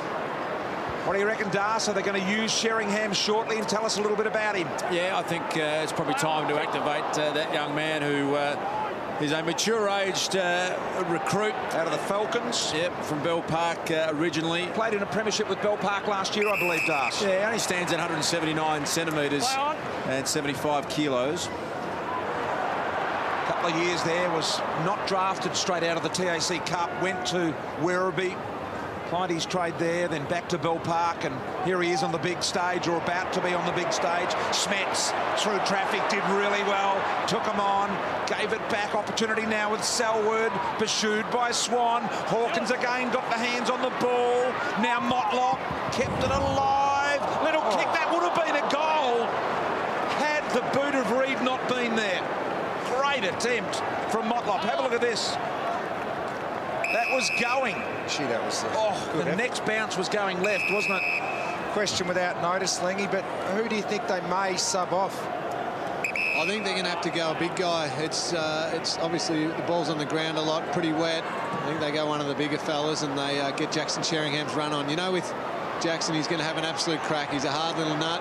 He's a terrific fella, and he's worked very hard for this opportunity. Would they think that Walker's probably done enough, Lingy, the other first gamer? Look at this to Fasolo. He marks inside 50. Dane Beams on over the top. And he does just that, Lingy. Beams will go into an easy one. Another one for the Pies. Yeah, we've seen a bit of that in this game. The Pies being able to split them open forward of centre. He's a good forward runner, Dane Beams. He charges super hard forward of the footy. And a fair bit of the time this year, he's got on the end of it, and that's his second goal. He's having a sensational year, Dane Beams.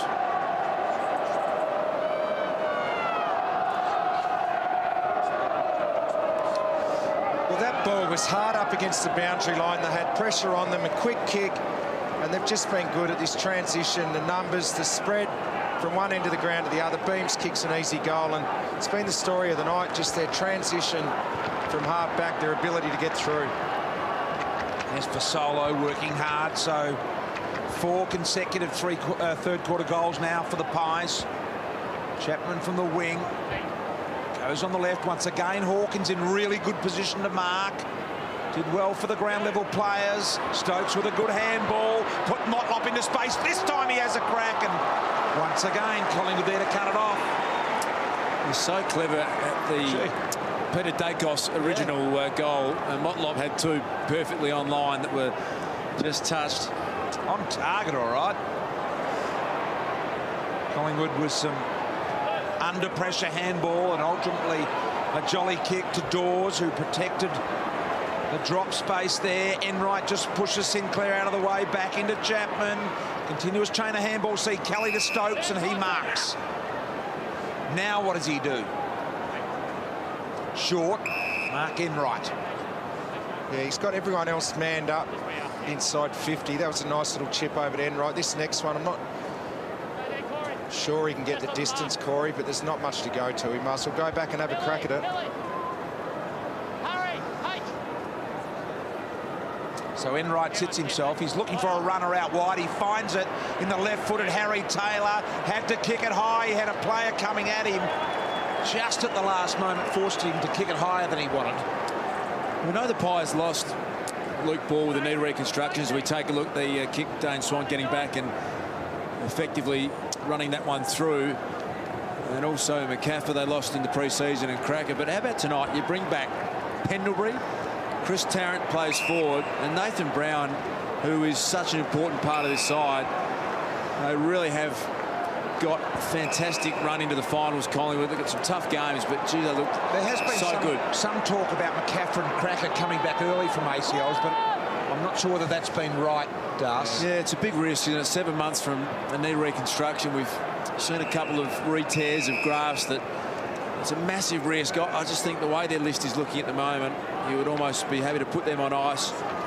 Keep the young players that are coming through are performing so well that they are, I reckon, at their best here, Collingwood the best side of the comp by a fair way still at the moment. And you'd need a month of football in the twos before you'd even get back into the senior side, so it is a big risk. to take with those two players. Christensen through a bit of traffic, good-looking kick. Stokes the runner here. Reed, heard Shaw. Good talk between the two, and the chiselling ball out to a couple of pies and a nest there. Swan's up to 30 again, just before three-quarter time. He'll probably have another 40. I'm not sure how many times he's done in his career, but pretty regularly. Just a ball magnet, Swanee. Side bottom, Duncan got back. That's really impressive watching Collingwood tonight. They run so hard both ways. Look at the defensive run here of Sinclair, chasing behind Mackie, affects the kick. But they just do the right thing at the right time, the Collingwood side. They run hard. West in the end has an opportunity from about 35 metres out.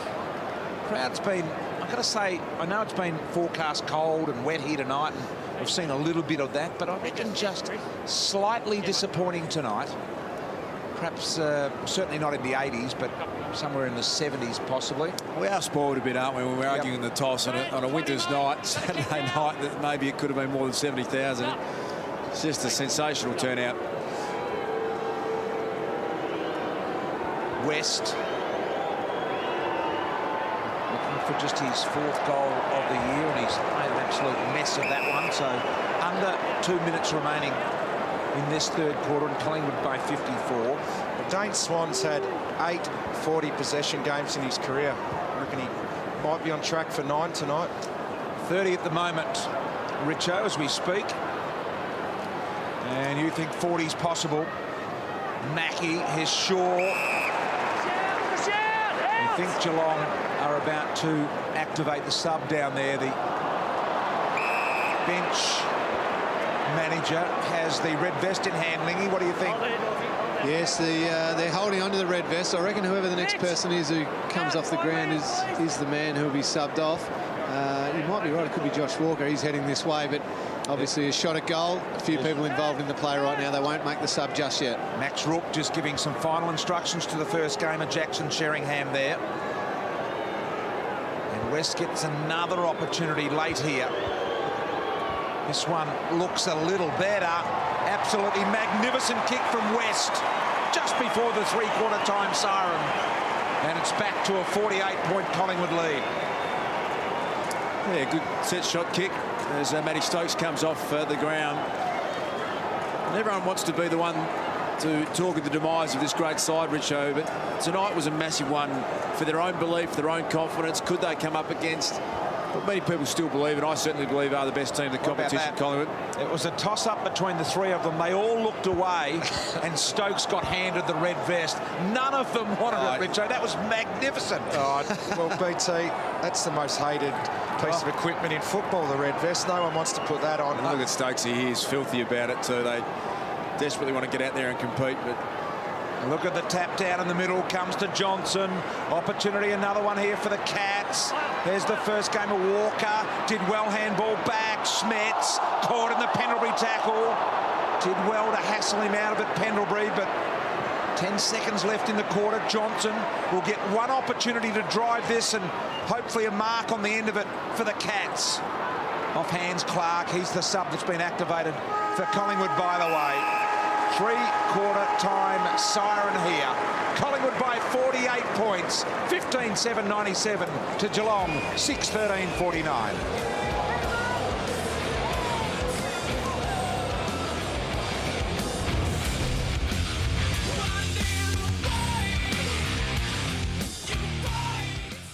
Adelaide, Hawthorn and the West Coast over in the West in the next month. It'll be very tough for the Cats in the latter part of the year. So far in this game, a 3-point percentage gain to the Pies, which is going to be really important. Geelong will be looking to reduce that. Collingwood want to go the other way because it is very tight at the top. West Coast and Sydney playing tomorrow, of course. Collingwood, if they win here tonight and they're 48 up, they will go to the top of the ladder temporarily.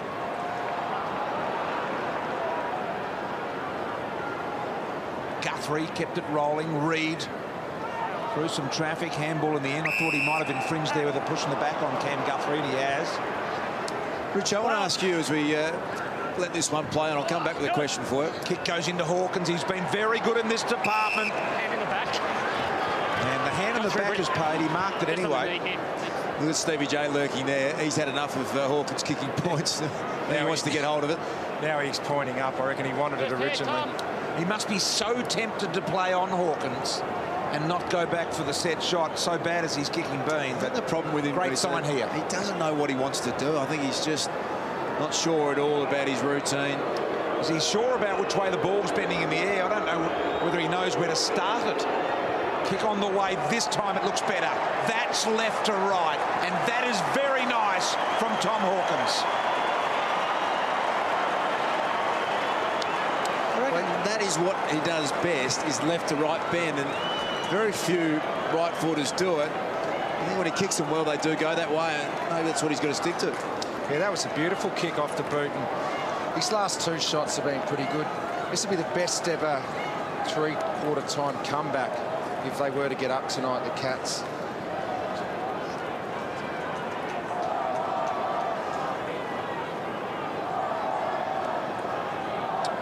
So once again, the action looks really good and correct, and he nailed it right. Good follow through, perfect drop, and a little left to right, and that was a great kick. Didn't look up too early. His head was over the ball. There was absolutely nothing wrong with that. Lingy.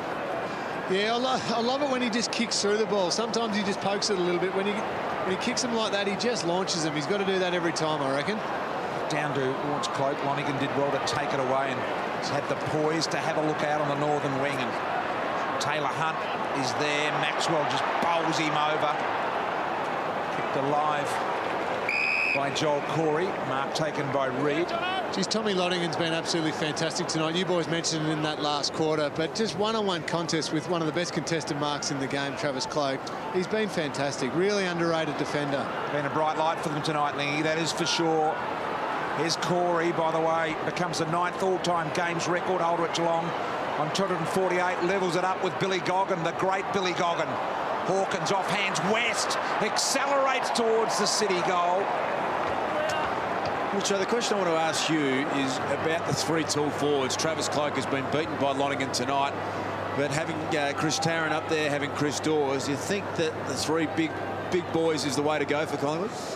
I think generally, as a rule in footy, 3 tall forwards rarely works. It's been, well, you wouldn't say it's really worked tonight because Cloak's only had the 4 possessions. Dawes hasn't done a hell of a lot, so I don't know if they'll go forward with it, Dust. I don't think it works for any team over a consistent period of time. Once off, it may work, but I think rarely you would find that, you know, month in, month out, you can go with 3 tall forwards. Took his eyes off the ball then, Dawes, and he and Scarlett having a little bit of a knockabout. Bit going on with those 2 there. Yep. Pendlebury just dribbles one along the ground. Here is a very careful Enright. Just trying to think of a recent memory of a 3 tall pronged forward line that's consistently played together, and it's hard off the top of your head. Nothing really comes to mind. I know Brisbane had Bradshaw, Lynch and Brown, but Bradshaw ended up playing back a lot of that time, so don't think it works. Side bottom wrapped up. Now Tuvey was spun around in the tackle. We have had a report tonight for a dangerous sling tackle. Hawkins really should have gobbled that up. Yeah, Joel Corey reported earlier in the game. We both, I think Richard and I thought maybe he'd be okay with that one. Didn't seem to be severe. It was for the sling tackle, but there wasn't really 2 motions in it, we didn't think. There's Swanee just racking a couple up. There's 3 in a row there, BT. Yes, well, that gets him onto the 33 mark. You're tipping 40 for him in this game. Kelly, handball back to Mackey. Great vision by Mackey. The kick hung in the air too long, though. Gave the defender and Reid time to close him down, and he'll get a free out of this, Reid.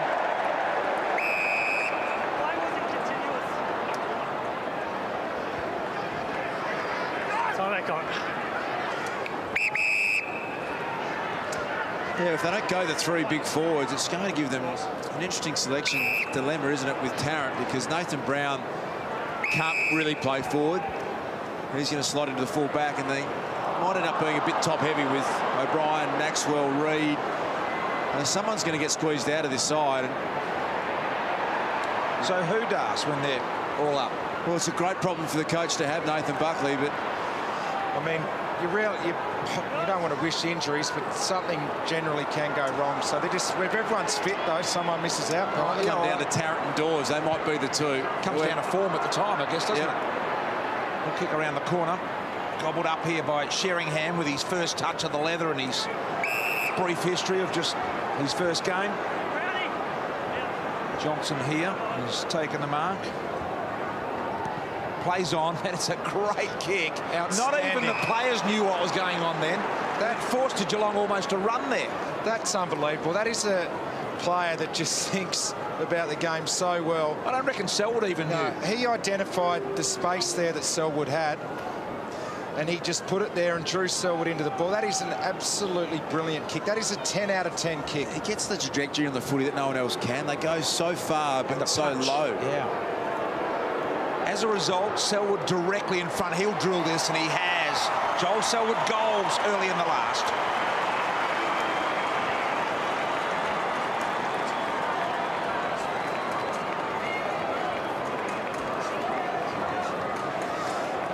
You won't see a better kick than that. Joel Selwood was drifting down towards the goal square. Stevie Johnson identifies some space back up the corridor that Selwood has. He puts the ball there and basically draws his teammate into it, makes his teammate lead into the football. That is just as good a kick as you'll see. Look at the kick. Low trajectory punch. Exactly what you speak of there, Das. And it's a look-away kick. He kicks it across his body and sucks everyone into the fact that it might go further and longer. And he is a superstar. Thomas. Campbell to Beams. Beams has got a bit of space to operate here. Pendlebury peeled off, and it allowed Beams some space down the middle. The path is cleared for Dawes. Couldn't get it due to handball. Was fantastic from Sinclair. Got it over the toppy to Elliott. Just panicked a little. Only had the 8 touches, Elliott, but he's looked dangerous down there. Some of his forward pressure. He's done a couple of nice things. Kick to goal. Just finding players all the time, the Pies. Kelly and West. Kelly with the clearance eventually from the stoppage. Here's Enright, as I mentioned, equals Billy Goggin on games played at the Geelong Footy Club. 248 tonight, Joel Corey. Outstanding effort for him. I reckon that was a throw from Nathan Brown then. Got it to side bottom. Pendlebury, who's made a fantastic comeback. Last played in round 10. So he's just run like a normal midfielder tonight, Das. There's been no concessions for him. 26 disposals, 13 of those contested possessions. Great testament to the fitness staff. David Butterfield runs the show down there, prepares them beautifully. You wouldn't think he's been doing that much running, obviously the last few weeks, but early on in his rehab, he would have been doing probably a lot of bike. I know they do a lot of the altitude tent work down there. Johnson to Kelly. He wanted the 1-2, Johnson. He deliberately handballed it behind Kelly then. Scotty West. Scotty West loved that one, Das. Absolutely. There's Chapman and O'Brien. O'Brien and Chapman. Chapman and O'Brien. Who wins this one? Call it a 0-0 draw. Shaw comes in and puts his shoulder into Chapman. And O'Brien says, I got you there. It's a great thing to watch a star player in Chapman and O'Brien's again, just both refusing to go to ground. They kept their feet as long as they possibly could. Lingy. Yes, BT, you look at the top 5 possession winners for the Cats at the moment. You've got Kelly, just as Josh Walker might kick his first goal in AFL footy, it'd be fantastic. It will indeed. He got a shocking bounce though, Lingy. Yeah, now you can see up there on the screen, the top 5 disposal winners for the Cats are Kelly, Johnson, Enright, Selwood, Joel Corey. That's the real issue. We know those 5 guys are quality players and we know they can find the footy. The Cats need some of these younger guys to step up and share the load. Richo just talked about some of the Collingwood players that are stepping up, playing good footy, blokes like Elliott. Geelong need that coming through. They need that depth, which they've had in the past. Shocking kick, that one by Swan. Been gobbled up by Walker. To Maxwell. Maxwell didn't quite get it through Harry Taylor. It did. He did in the end. Linking handball here to Pendlebury, who's under pressure, somehow worked into Beams, and Beams has found space here for Elliott. Marked it low, little kick over the top to Goldsack, got to back up. Oh boy, they messed that up. Second opportunity, Pendlebury said, where are you, Goldsack? He said, I'm here. Gave it off to Cloak. Cloak around the corner, continues to kick a goal in the games he plays. Oh, well done. First of all, a pick up from Beams in the middle of the ground. On TV, it probably looks pretty easy, but it's just one-touch football. Gets it down inside 50. And then Pendlebury's ability. He balked one, sold a dummy to another one, then got the handball off. It ends up with Cloak. Kicks his first goal. He's been well beaten tonight. Still hasn't taken a mark try of Cloak. He looked really dirty, didn't he? I mean, he kicked the goal and he sort of almost punched himself and bashed himself up a little bit, Travis Cloak. He looks a bit dirty with his performance. There's no doubt that all that's gone on, all the discussion, all the media talk, he's out of contract. It's been on high rotation in every discussion, every football show. Will he stay? Is he going to be at Collingwood next year? He just seems like the sort of person that will affect, and his body language doesn't look great. I think for the side's sake, it'd be great if he can sort that out before finals time and then just get back onto concentrating on playing good footy. You'd have to be mentally tough for it not to start affecting you a little bit, especially when you're having a quiet night. There'd be thoughts running through your head, so you'd have to be so tough to be able to block it out. Here he is now. Well, the Collingwood chant is starting to work its way around this ground. I'm not sure whether you can hear it sitting home in your lounge rooms. Very loud here. Kelly, Christensen and Enright all combining to Corey. Corey over the top again. O'Brien beats Chapman back to the ball. Now he's under Chapman pressure. Corrals him nicely, Chapman. Harry O'Brien bounces in his face and said, you can't get me. Boy, oh boy, wow, did you see that? Hey, what a statement that was from Harry O. And very nice little bit of confidence to take on Chap, who was going as hard as he could. And that's the way they played tonight. Look at the Collingwood fans. They are absolutely back in town. They would have hated last week, losing to the arch rival Carlton. But this is the best side going around at the moment. There's some good challenges, but Collingwood are the ones to beat. And they've proven tonight just how good a quality team they are. They've got so much even depth. Even players like this man, only playing his 17th game, getting the job done, Sinclair. Beams to Jolly. Poor kick. Mackie will mark it. They'll sit on top of the ladder after this game tonight, but probably not for long. In fact, they won't for long because West Coast and Sydney, one of those will be on top tomorrow. Motlop at ground level. Pendlebury wrapped him up in the tackle. Johnson's been really good for the Cats tonight. Here he is with the overlap run now. Kick on the right boot, looking for Duncan. Got a little bit of space here, Duncan, and now Smets demands the ball and will get it. Difficult angle, though. Yeah, Duncan found a lot of space there. Dane Swan was standing with him in the middle of the ground and rolled the dice too far one way, and Duncan went back the other and got the football.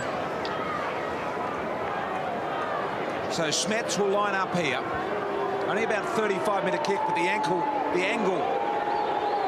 is quite severe.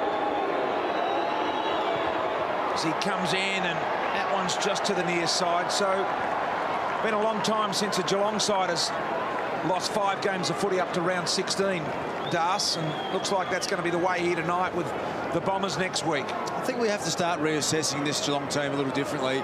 They just haven't got the cattle, the personnel. I think he's making the point that they need to find these young guys that can slot right in, but I think there's too many gaps to fill now. They haven't got enough of the all-time greats around just to carry the load.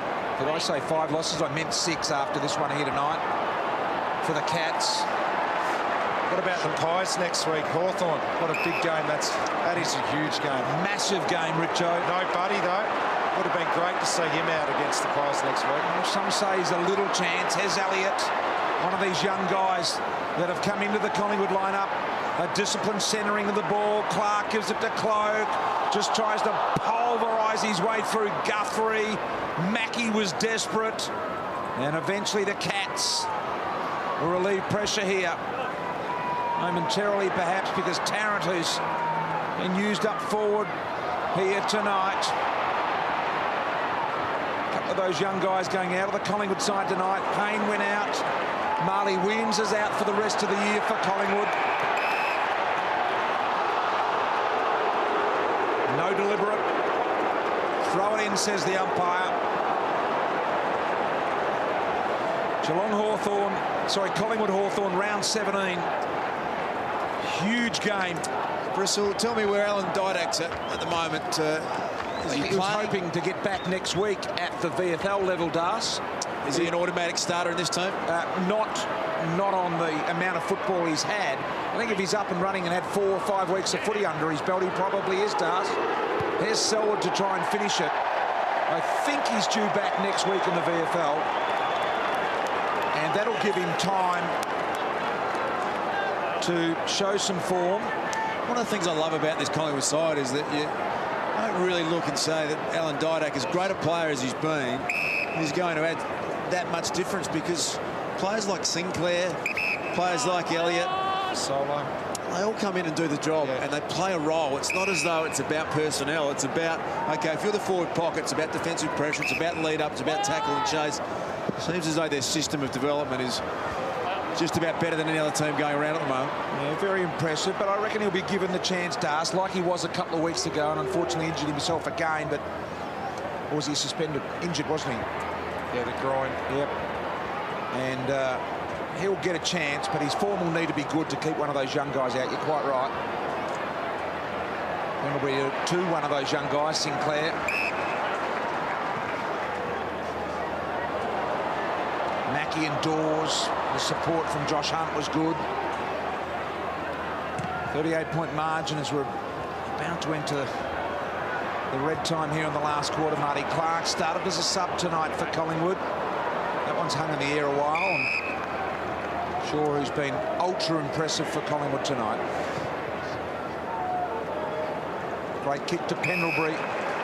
Now, boys, I just want to ask one question now. I know I'm completely biased here, so I'm going to accept a bit of flack, but Geelong 8 goals 17, Collingwood 16 goals 7. If the Cats had taken their chances early on, especially Tommy Hawkins and those types of blokes, is it that big a difference in this game? Have Collingwood dominated by as much as 40 points? I think they have, Lee. I hate to put a bit of air out of your sails there, but I think they've been pretty comprehensive tonight. I think the difference in standard has really stood out from where I've sat. I think they are a 5 or 6 goal better side on their best day, Collingwood, and I'm not sure. Das, I'm clutching at straws here, but Geelong have won the contested possessions and the inside 50s. Look at Lingy down there.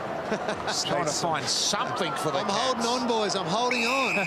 Just needs a little campfire and some marshmallows down there, Lingy. Worried that the rain was going to do his hair no justice earlier tonight, but he looks quite comfortable there now. I'm a bit worried about the next month for your side too, Lee. I think they've got some massive challenges. I think their form coming into it wasn't great at all. They just got over the line against the Gold Coast by 14 points. What have they got, Das? They come up against Essendon at Etihad Stadium next week. That's no certainty. Adelaide at home is a tough game. Hawthorn at the MCG. West Coast over in the West. Then St Kilda. And they finish with the Bulldogs in Sydney at home. So it's a really tough run. I just don't think they have... You never write them off, though, do you? Far from it, but it's a very different side. Very, very tough draw. Well, Motlop's got it. What can he do here? Sinclair's got hold of him, but Motlop, the awareness to handball in front, goes back, gets it again. Little chip, and then the slider. Well done by a very, very creative player. Oh, he did that really well. Handballed it out in front. Knew that he was about to be run down from behind. Got it out in front of himself and kicked a nice goal. It's been okay tonight. He's kicked a 2. 7 games in a row that he's kicked a goal now. 15 disposals.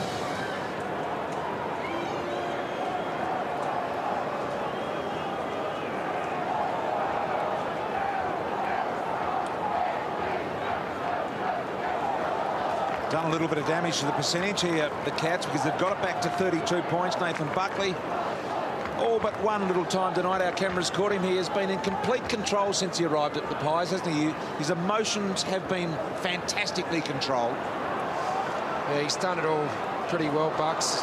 Obviously, the circumstances of taking over from, you know, a legendary coach, and he hasn't done anything wrong, Nathan Buckley.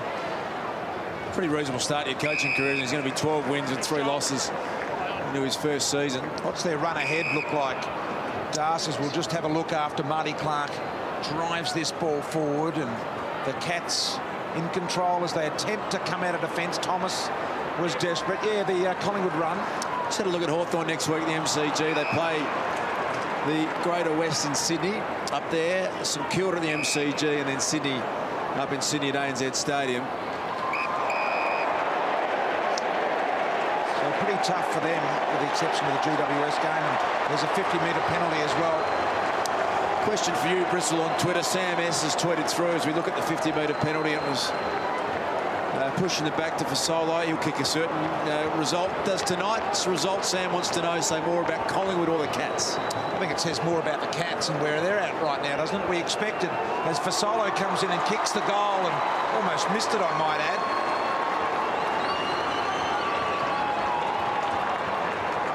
It says a lot about the Cats and where they're at the moment. How many losses in a year can they concede before they start to go forward again with this younger group of players? Richo? Well, there's no textbook that says you have to bottom out. Look at the Sydney Swans. They're continually able to rejuvenate their list and stay in the finals every year. They've done it beautifully.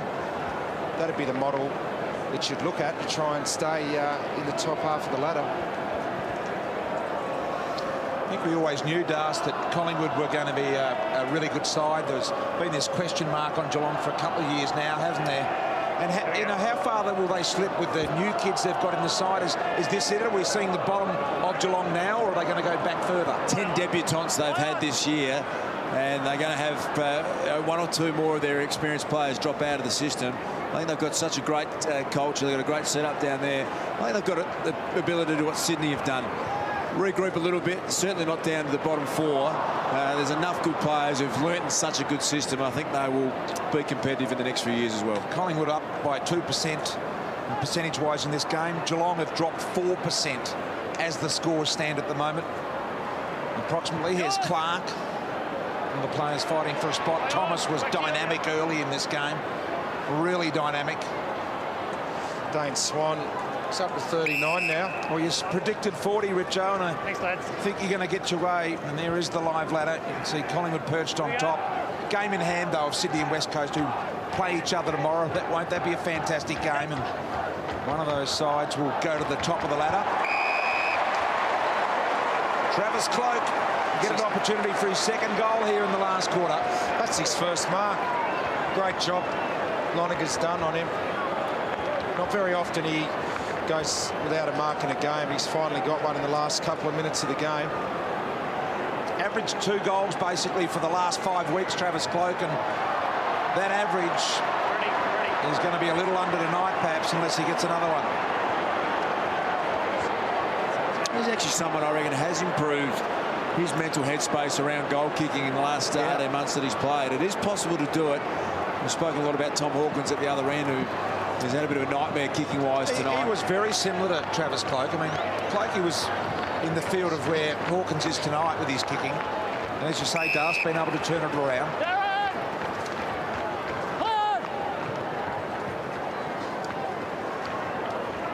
Here is Hawkins at the other end of the ground. Side bottom, who didn't have a touch in the first quarter, literally. Deliberate out of bounds. The Cats, geez, James Kelly's had a good night. Love the way he's played. His tackles and his clearances. He can hold his head high, James Kelly. Guthrie to Smets, got one high, should have got a free for that. Handball off to Enright. Gives an opportunity here for the first gamer in Sheringham. Has he kicked the goal? He has. Got his first goal in the AFL.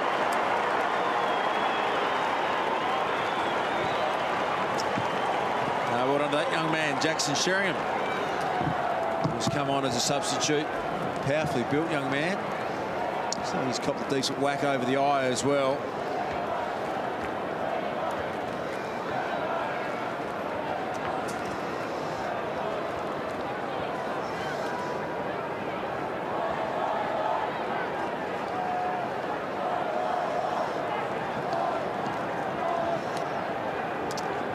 Well, Jackson Sheringham was very, very impressive here. Played in the Bell Park Premiership down at Geelong last year, Lingy.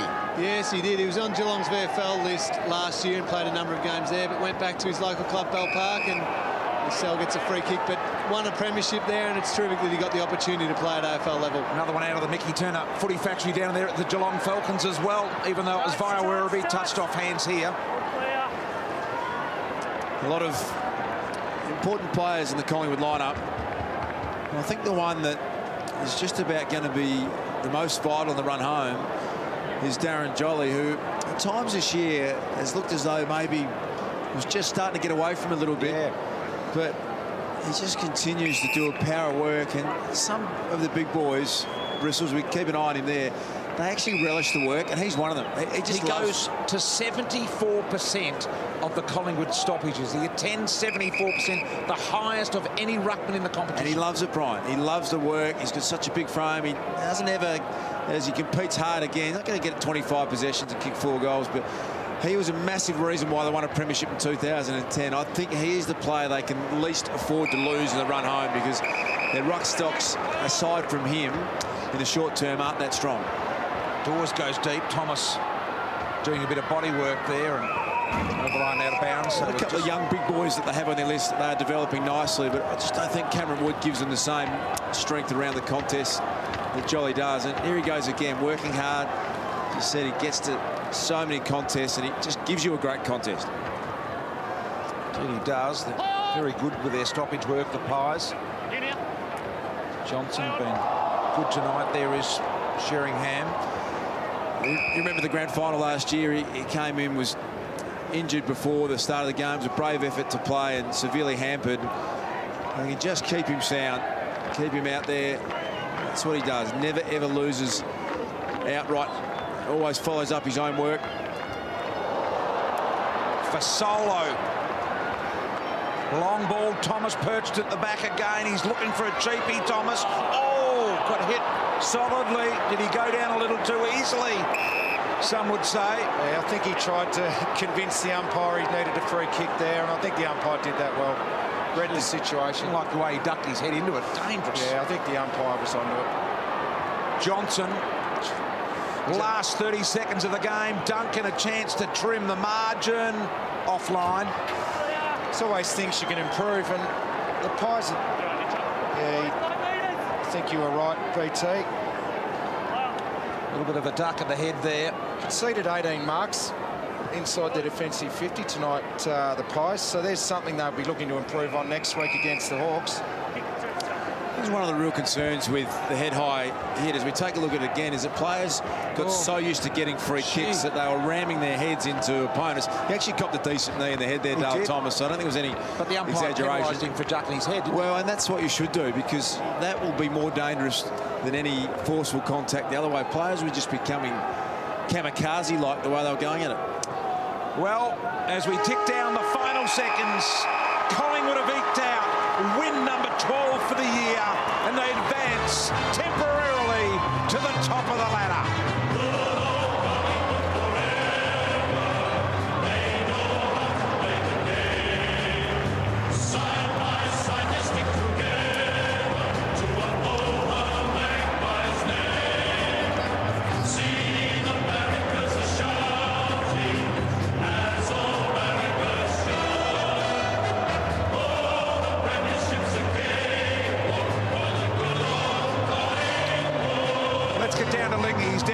Scott Pendlebury, take it away, Lingy. Well, Scotty, the first game back, how'd you feel? Yeah, I felt a bit rusty in that first half, and it felt like sort of in that third quarter, it sort of clicked, and I felt like I was back into sort of the running patterns that were required. Just a really good quality, hard-fought win against a team that you no doubt respect, but great to get the win. Yeah, it was. It was trying conditions all night, you know, real slippery and greasy, and yeah, it's always good to beat Geelong, and you know, they're such a tough, hard side to play against, so it's always good to get one. Well, great to see you back out there. Go and enjoy yourself, mate. Thank you. Thanks, Lee. Cheers. Scotty Pendlebury, 36 touches of the footy. That man there, Dane Swan, had an incredible 39 touches of the footy, and Tarrant standing next to him started in the square. Kicked 2 goals tonight to us. What a brilliant return from Pendlebury. Very few capable of stepping straight back in and playing at that higher level. There's some pretty big smiles on the players' face here from a Collingwood point of view. That was a good return, Harry O'Brien. He's going to have a chat with Lingy. We might get straight back down to Cameron Ling. Yeah, boys, I've got Harry O'Brien down here with me. Harry, terrific hard-fought win, tough conditions, a slippery ball, but you must have been happy to get the win on the board. Yeah, very happy. You know, to bounce back after a poor performance last week, and you know, I think we executed everything that we set out to do before the game. And yourself, just across half-back, just countless times you're able to turn the ball over, pump the ball back inside 50. Really important role that you played tonight. Yeah, look, the pressure up the field was fantastic, so it makes our job so much more easier. Great to have Scotty Pendlebury back out there running around. Oh, very handy. Yeah, it was fantastic. He made an impact again, so yeah, it was a great win. Well done, mate. Great stuff. Thanks a lot, man. Harry O'Brien down there with Cameron Ling. I think he wanted that interview, Harry. Lingy came towards him and he said, "You want me?" And Lingy said, "Yes, I do." And he was very obliging. The obligatory autograph footies as Disco, the property steward in the middle there in the black coat, will give them a sign. The professional outfit this mob are straight down into the rooms. No showboating, no point staying on the ground for them. No, that's correct, BT. You can see the disappointment on their faces. They're a proud side. They've had one of the most extraordinary periods of winning success in the game's history. And they came tonight desperate to try and reprove to the football community that they are a threat in 2012. And I think, unfortunately, they walk away with some question marks about whether or not that's going to be the case. I think a few have jumped ahead of them, this side in particular. They're the standout. They're the best team going around. You throw Sydney, you throw West Coast, you throw Hawthorn in. Sensational year. And Geelong have got a big, big task ahead. Interesting, their former coach, Mick Malthouse, tipped a win tonight by Collingwood by 31 points, Das, and that is precisely what's happened. Well played, Mick. Yes. You get it right sometimes, and yeah, he's got a great insight into the way they front up against Geelong. And you're right, you take the emotion away. That is a 6-goal, 5 to 6 goal better side than Geelong as we sit in now. Thanks to Ryan Gill for that tweet, reminding us of Mick's tip there, 31-point victory. I wonder whether he was here tonight. He only lives a couple hundred metres away from the MCG and would have enjoyed seeing his old mob go round, because they certainly have set themselves up as, well, a top 4 contender and one of the top 3 sides that have got a chance of winning this year, Das. There's a lot of talk about what Nathan Buckley was going to bring to the side. Was he going to throw the game plan completely out? Were they going to attack through the corridor? It's a very similar unit to the one that Mick Malthouse coached. They play the game in a very similar style. They go down the boundary line. When it's open, they'll go through the corridor. The thing that I like a lot about them is in 2010, their forward pressure went to a whole new level, and they just get that pressure on around the contest better than any other side. And incredibly complete performance by a really good side tonight in the Pies. They go for the drinks in the middle of the floor there, and we'll get the circle, and they'll belt this one out, the Pies. They'll enjoy this against their old foe, the Cats. As they slowly congregate, Dane Swan incredible again tonight.